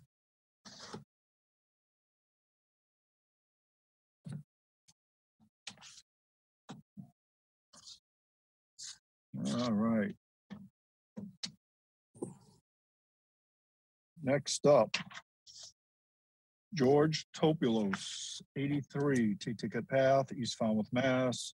For permission to construct an addition, reconfigure the driveway, renovate the deck stairs, and all associated clearing, grading, and landscaping. Jen? Yes, Mr. Chairman, let me promote Mike Borselli up. I'm coming, Mike. I got you.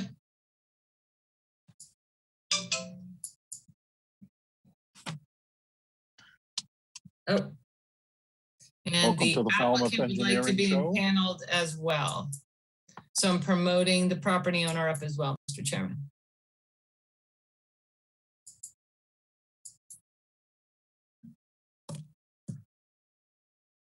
Mr. Chairman? Mr. Borselli, welcome back.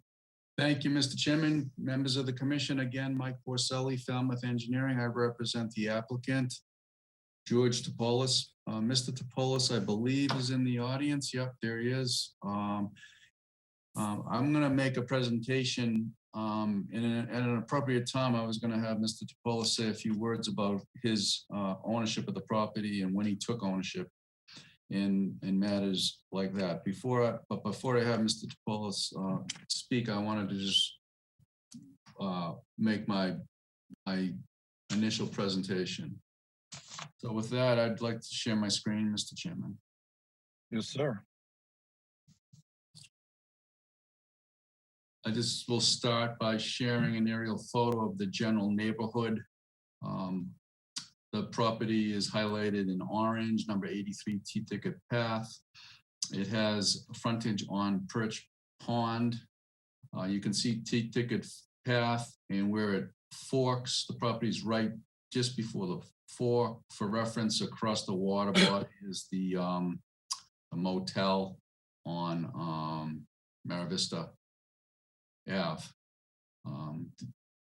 You folks probably remember Perch Pond from a proposed dredging project that it was before you several years ago, but I digress. I just wanted to give you a little reference. Now the plan. The plan I'm sharing with you is a plan of existing conditions. We filed a notice of intent to do some work that included alteration of the driveway, the existing driveway pavement, which is shown here around the edges of the house. Your staff, through their due diligence, discovered some aerial photography that indicated that this pavement has not been here for a very long time. It shows up on or about, I think, I don't have my dates exactly, in the mid-2000s, prior to Mr. Topolis taking title in the property. So we've surmised from looking at the aerial photos that some unpermitted paved areas were installed. And that's the specific topic that Mr. Topolis will speak to in a minute. So what I've shown is what exists on the property, but I've also shown from the aerial photographs where the driveway was before these changes were made without permission. My initial application, which was to do some improvements to the property, which is this plan, include a small addition off the side of the house, removal of all this pavement that was intended to be removed and file for removal of the pavement through the notice of intent application.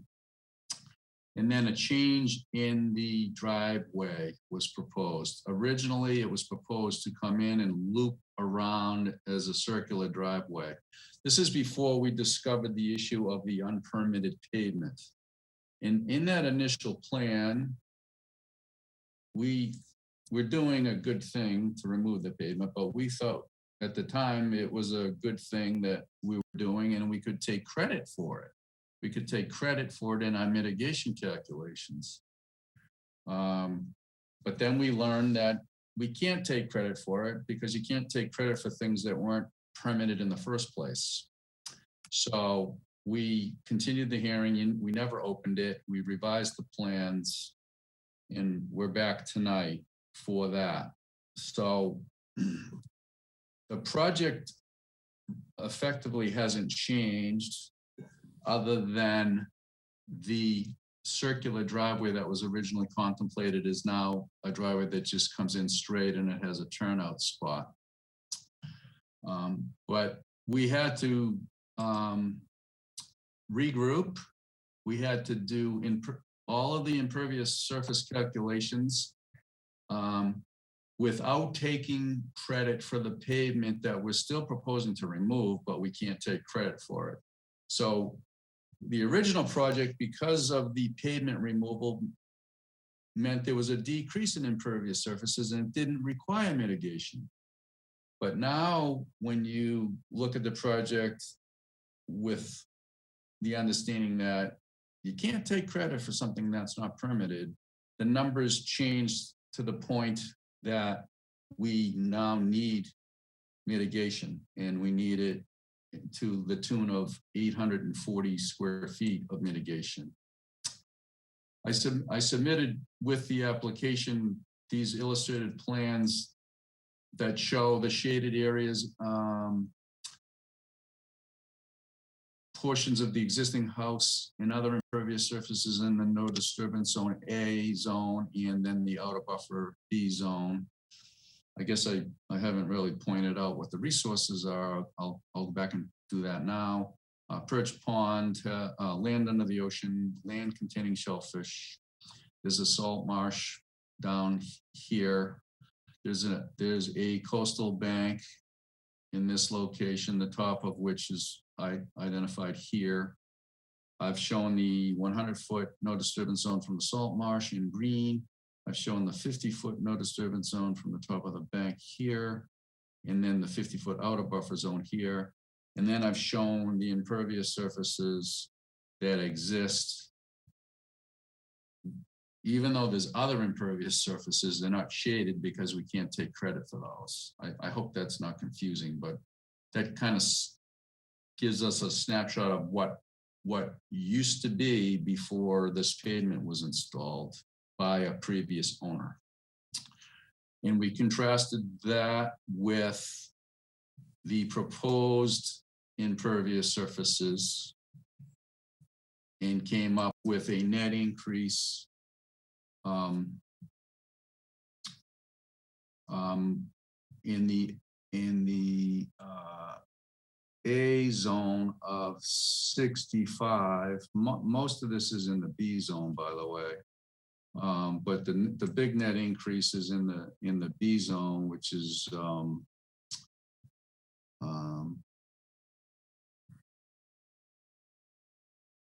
310 square feet.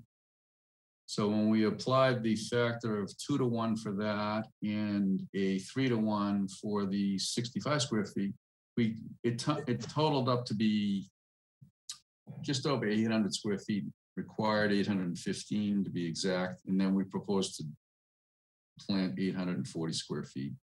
And that's shown in the green areas. We reserved a 4-foot break path to gain access to Perch Pond. We're proposing eastern red cedars, 4 of them here, 5-foot tall eastern red cedars, nursery stock eastern red cedars in this area. And Mr. Topola says the most recent owner subsequent to the unpermitted pavement is going to take all that out, restore it with loam and seed, and hopefully gain approval to do the proposed small addition on the side of the house. Now, with all that said, I'm sorry for being long-winded, but Mr. Topolis is here, and I think he wanted to say a few words, so I'm going to turn it over to him, and then I'm happy to answer questions. Thank you, Mike. Mr. Topolis? Hi, thanks to the commissioners. I just want to say explicitly, and Mike has really already said it, that I only moved to Falmouth in 2017 and bought the house in May of 2017. So when I read the Conservation Commission's staff report, and sorry about my dog, is not realizing what's going on here. The staff report in October, I didn't have any knowledge that the driveway, parts of the driveway had been done without permission. So I certainly didn't have any desire at the outset to deceive the committee or mislead anybody. And I've dealt a little bit with Alyssa and Kevin on other things. And I think I hope they'll tell you that our interactions have always been cordial and straightforward and transparent. And I wanted to do this by the book from the beginning. And so I think we are, and that's been my intention. That's all I wanted to say. Thank you, sir. Jen? Yes, Mr. Chairman. I think Mike answered it. The driveway is going to be loam and seeded, Mike? The removed portions of the driveway? Yes. Perfect. Then all of the staff's comments and concerns have been addressed. Thank you both. All right. Mr. Newton, do you have anything to add? I do not, Mr. Chairman. Thank you. All right. Commissioner comments, Steve. Thank you, Mr. Chairman. It appears we've got this all figured out and straightened up, and I have no questions. Betsy, No questions. Courtney, No questions. Evan, No questions, thank you. Maury, No questions. Pat, No questions. Peter.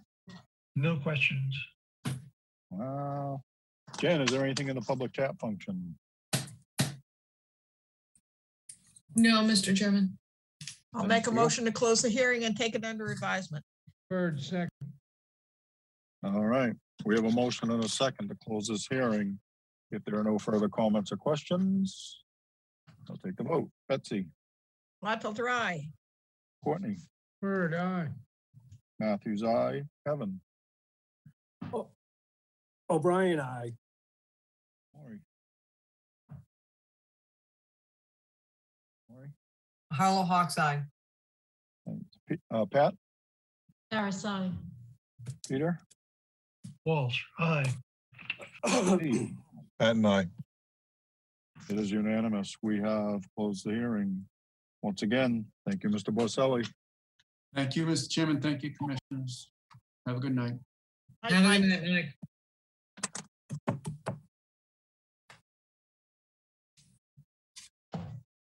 All right, next up, request to amend an existing order of conditions. Nina's Marina Realty Trust, 306 Granton Ave, Falmouth, Mass. Request to amend the order of conditions for Mass DEP number 25-4611 to modify the construction methodology to propose to saw cut and remove only the portion of the existing timber wall above the lower wale, to remove a portion of an existing concrete retaining wall, and to replace the wall in kind following completion of the bulkhead. Jen. Yes, Mr. Chairman, I have promoted Nate Goshgarian with Holmes and McGrath to present his project. All right, thank you. Thank you for having me tonight. I would just like to follow up on what Commissioner Harris said, and Kevin, I wish you all the best in your future endeavors. Members of the commission, Mr. Chairman, for the record, Nate Goshgarian with Holmes and McGrath. Permission to share my screen, please.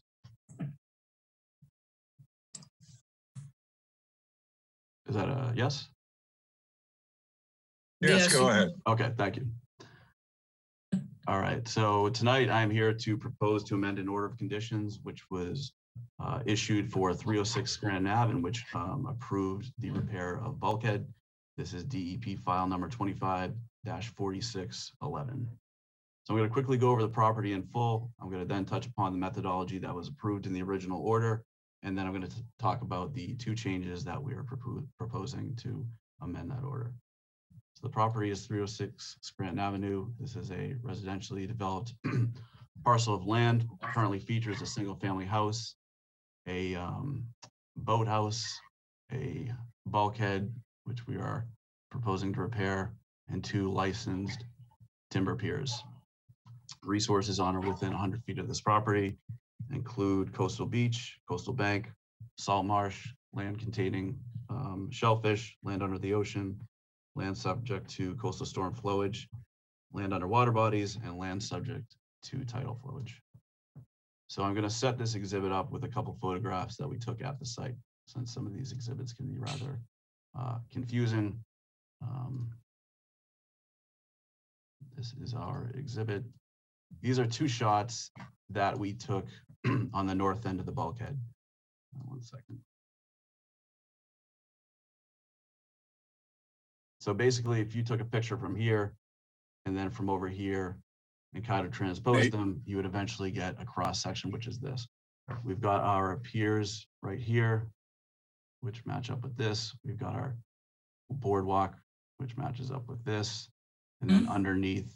Are you supposed to have a new exhibit, Nat?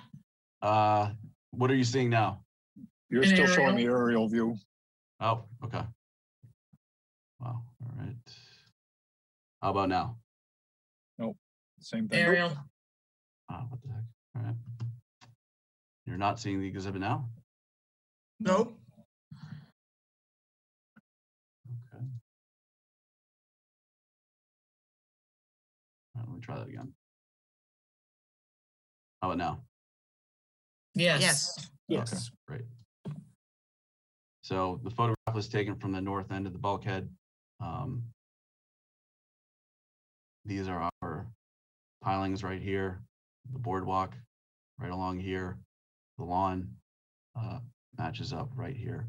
So initially, when we were proposing to repair this, we were going to excavate and remove the timber sheathing right here. Landward of that, we were going to install the vinyl sheeting. We were initially proposing to install the vinyl sheeting landward of this timber sheeting right here, and remove the timber sheeting after the vinyl was installed. It was basically determined that that would be impossible to do without damaging the vinyl. So the only change that we're proposing is to remove sections of this timber sheath, small sections, and then landward of that, installing single sections of the vinyl sheeting, and doing that sequentially down the entire bulkhead. The only other change that we are proposing to amend this order would be to remove, let me just get back to the main plan, an 8-foot section of concrete wall in this area to facilitate people getting down there as well as machinery. I don't have any questions to address from the staff report, but I'd be happy to take any questions if any came up. So, Mr. Chairman, I'll turn it back over to you. Stop sharing my screen. Thank you, sir. Jen? So Nate, explain to me again, are you exposing Falmouth Inner Harbor or? Yep, we are taking away those sections of timber sheath, and then where that whale beam is, retaining a portion of that and the timber sheath above that to help retain, any water that is trying to get inside. So we're doing that in small manageable sections going down sequentially, basically by single vinyl sheets to be driven down. And what happens if that doesn't hold? In terms of mitigation for overflow? No, yeah, I mean, who's doing the work? Let's start with that. The contractor is Peter Bilodeau. Yeah, okay. Yep. We're going to have hay bale in those areas as well as siltation curtain. But again, we're leaving part of that original timber sheathing to help anything not spill over. Okay.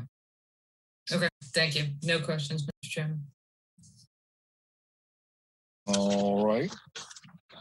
I'm kind of confused. I mean, isn't the original methodology done? Isn't it a pretty common methodology? Put the sheet piles in and then pull out the timber. Why is that changed on this project?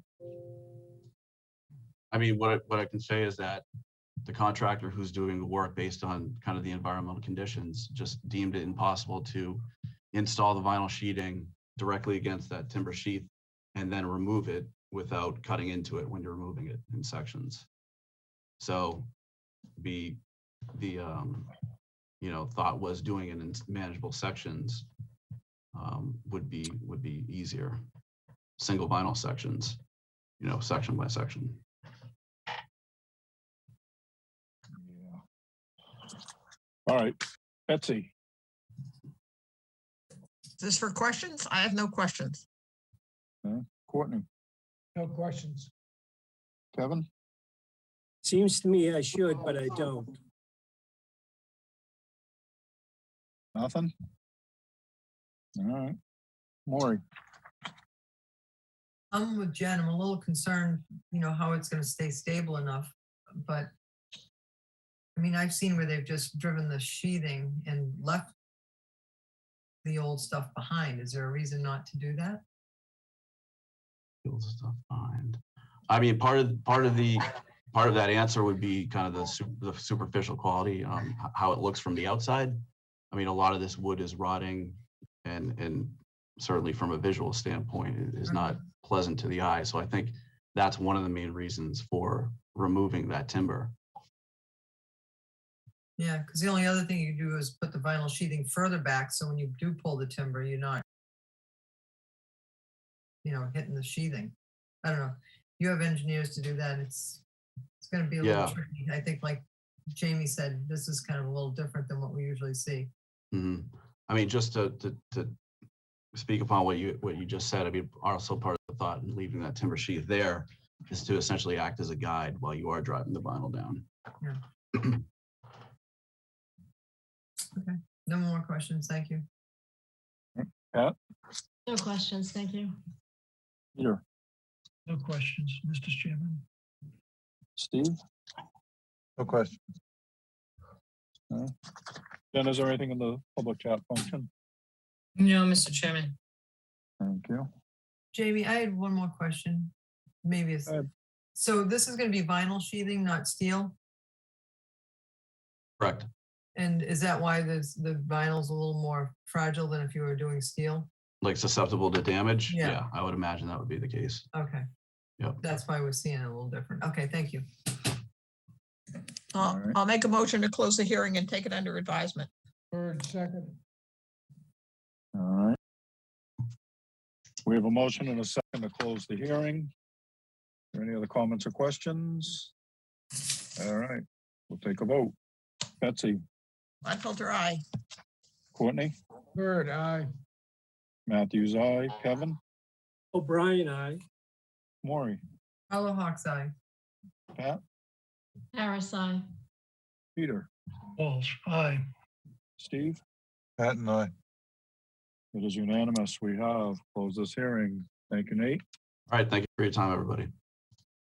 Night, Nate.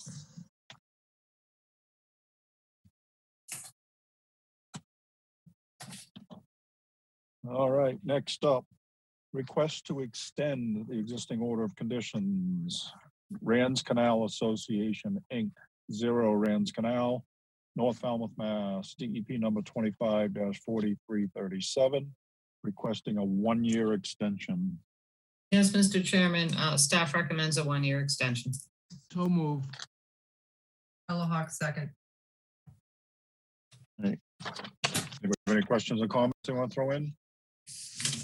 Perfect. We have a motion and a second to approve a 1-year extension. Betsy, Gladfelter, aye. Courtney, Bird, aye. Matthews, aye. Kevin, O'Brien, aye. Maury, Hello, Hawk's Eye. Pat, Harris, aye. Peter, Walsh, aye. Steve. Pat and I. It is unanimous. We have issued a 1-year extension. Next up, vote orders of conditions. First up, Zachary and Serena Bowen, 240 Mill Road, Falmouth, Mass. And Courtney, you're not on this quorum. We'll get to that pile. This was the little deck off of Mill Road. It was presented by the BSC group. They stopped cutting the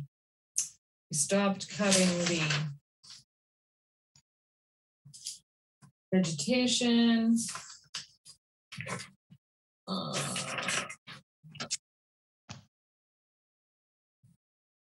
The area of proposed mitigation, and they need to remove that little wire fence.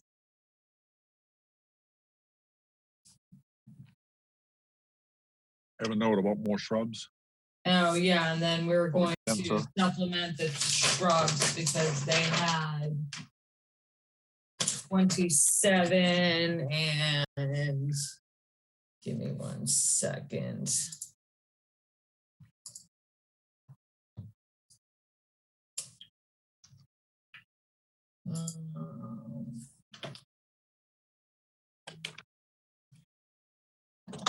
It should be between 35 and 41. So we'll just have them add about, like maybe 10 more plants.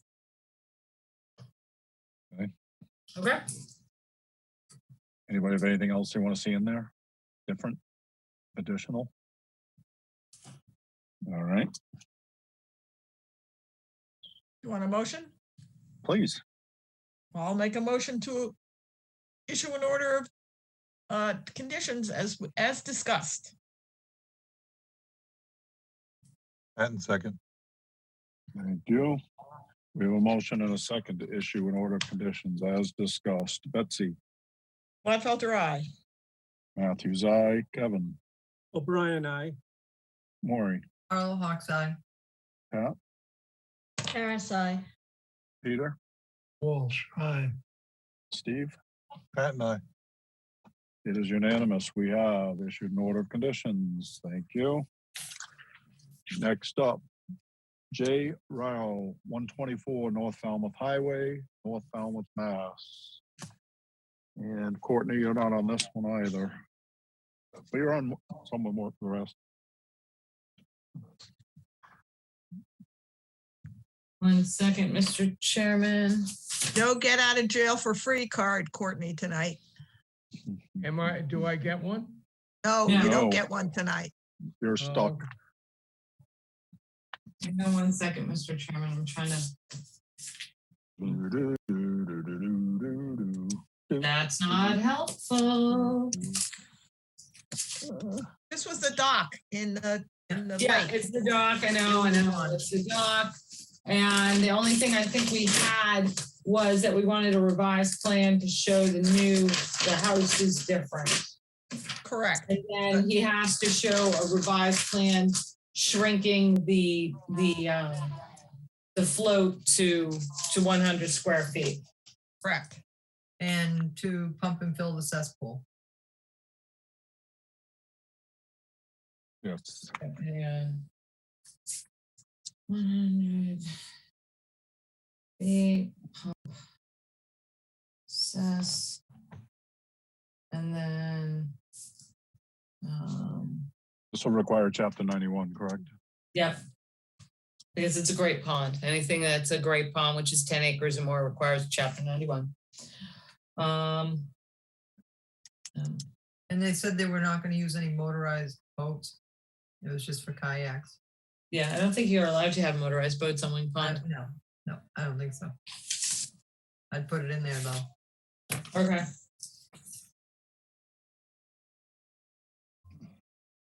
All right. Anybody have anything specific they'd like to see in this one? No. Dan, you're good?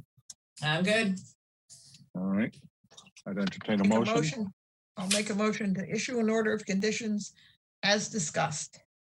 Carl Hawks second. Okay, we have a motion and a second to issue an order of conditions as discussed. There's nothing further. Betsy, Gladfelter, aye. Matthews, aye. Kevin, O'Brien, I. Maury, Carl Hawks eye. Pat, Harris, aye. Peter, Walsh, aye. Steve. Patton, I. It is unanimous. We have issued an order of conditions. Thank you. Next up.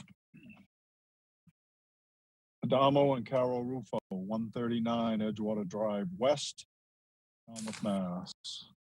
That's the rebuild of that little dock. At first, they were going to make the jog in that way, but then the staff had some questions of whether or not it was too long, but we figured that out with Mr. Borselli that it wasn't. And then it was too wide. And Yeah. it got reduced to the original Yeah. width. No, it's in its chapter 91 footprint. But it needs a new one, correct? New 91.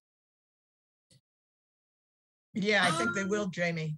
Yeah, I think they will. I think it was kind of a, I don't know what they are, but kind of a temporary. Interim. Yeah. But the structure's been there since 75. You can clearly see it in the aerials. Yeah. Yeah. All right. Anybody have anything special they want in there? All right. Jen, are you good? I'm good. Thank you. All right. I'll entertain a motion. Issue Anybody? an order of conditions as discussed. Thank you. You? I know Steve Second. was ready to take up that challenge. All right, who's gonna Oh, I'll take the challenge second, for the I'll second? second it. All right, motion and second to issue an order of conditions as discussed. There's nothing further. Betsy, Gladfelter, aye. Courtney, Bird eye. Matthews, aye, Kevin, O'Brien, aye. Maury, Harlow Hawks eye. thank you, Pat, Harris, aye. Peter, Walsh, aye. Steve. Pat and I. It is unanimous. We have issued an order of conditions. Thank you. Next up, Paul F. and Annette C. Alphen, the Alphen Falmouth Realty Trust, 119 Childs River Road, East Falmouth, Mass. This is the raise and rebuild of the house, the coastal bank restoration project. That we went round and round with Andrew Tanner. The only thing is not, so I think we got that all figured out. I think the only outstanding thing was we still have I believe he said they removed those 2 floats that weren't permitted. Correct. And that's all I have. Yeah, I don't have any notes of anything. Yeah, we'll work with Angela before the project. We'll do pre-construction. And we'll have monitoring reports. All right. Anybody have anything different they'd like to see in there? All right, let's take a motion in a second. Make a motion to issue an order of conditions as discussed, Mr. Chairman. Okay. Second. All right. We have a motion and a second to issue an order of conditions as discussed. There's nothing further. Betsy, Gladfelter, aye. Courtney, Bird eye. Matthews, aye, Kevin, O'Brien, aye. Harlow Hawks eye. Pat, Harris, aye. Peter, Walsh, aye. Steve. Pat and I. It is unanimous. We have issued an order of conditions. Thank you. Next up, Stephen H. Ogilvy Jr., 110 Sitters Pond Road, Falmouth, Mass. This was to permit the 10A mooring swim platform that turned into an unpermitted dock. They're removing a lot of the elements that were added to the property over the years. They're adding a second story above the garage. And they are putting in mitigation and mitigation plantings for a number of outstanding orders and RDAs. And they're doing some restoration planting as well. So this should clean everything up, correct? Let's hope so. Want the quorum? For the, Jamie? yeah, please. Courtney, Kevin, Betsy, Jamie, Peter, Pat. Yeah, not more, Steve. Correct.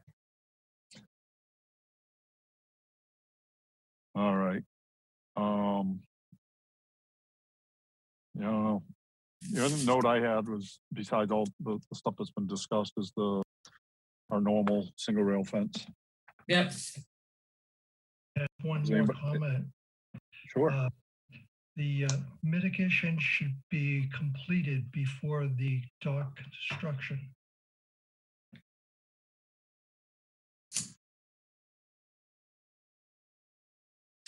Jen, you with us? Yep, I think, Peter, I think everything should be completed before the dock be put, let's say not the second story part of the garage, but at least all the unpermitted structures and hardscapes should be before they reinstall that dock. All right. Anything else? All right. I'll take a motion in a second if anyone wants to offer. I'll make a motion to accept the order as discussed. I'll second it. Okay. We have a motion and a second to issue an order of conditions as discussed. There's nothing else. Betsy, Gladfelter, aye. Courtney, Bird, aye. Matthews, aye. Kevin, O'Brien, Pat, Harris, aye. Peter. Walsh, aye. It is unanimous. We have issued an order of conditions. Thank you. Next up, Nicholas Pierce, 10 Pilgrim Path, Falmouth, Mass. That was the illegal, or the unpermitted earthwork over in that area, West Falmouth. I think we got to a plan where it brings it back to at least the front of the property to its pre-excavated grade. The back of the property is they are proposing to kind of flatten out that backyard. It actually puts more of that property in the flood zone, but that's what they're proposing. They're proposing to relocate a row of evergreens that they planted within the road layout of Governor Bradford Road on the other side of their property. And I think the only concern of one of the abutters was the lack of vegetation. So we did talk about the huge oak that was removed in the front. They've agreed to put that back. And we did talk about conditioning additional trees that were removed in the flood zone in the back of the property. Kind of covers it. Anybody have anything other notes? All right. I'll make a motion to accept the order as discussed. How many additional trees do you guys want to see in the back? Or do you want the staff to just, we can take a look at the aerials and kind of come up with a good estimate. Yep. Okay. We'll leave Betsy, that you're to on mute. staff. Harlow Hawk, second. Thank you. Wait a second. Jen, I Yes. think there should be more than one tree replaced in the front. That was a Okay. huge oak, Okay. and functionally it'll take Maury, how long? 30 years Oh, 15 to 20. to before it's replace even- the function of yeah. that oak? So 2, you thinking? Yeah, at least Yeah. 2, At least 2 or 3. 2 or 3. And they'll do better if they're, 1-inch caliper, not big, huge ones. Because they shock for 3 or 4 years when they're big. 1 to 2 inch more or 1 inch? 1 inch. Okay. I'll tell you, trying to find 2 to 3 inches really hard. Okay. 1 inch Alright. and three of them. Okay. 3. Got it. I'll make a finding about the functionality of the large oak that was removed in the front. All right. Okay. Anything else? All right, so we have a motion and a second to accept the order of conditions as discussed. Betsy, Gladfelter, aye.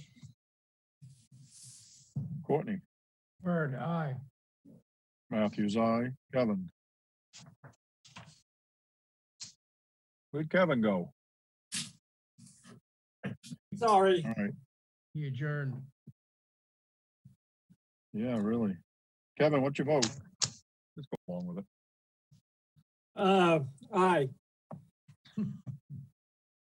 Maury, Harlow Hawk's eye.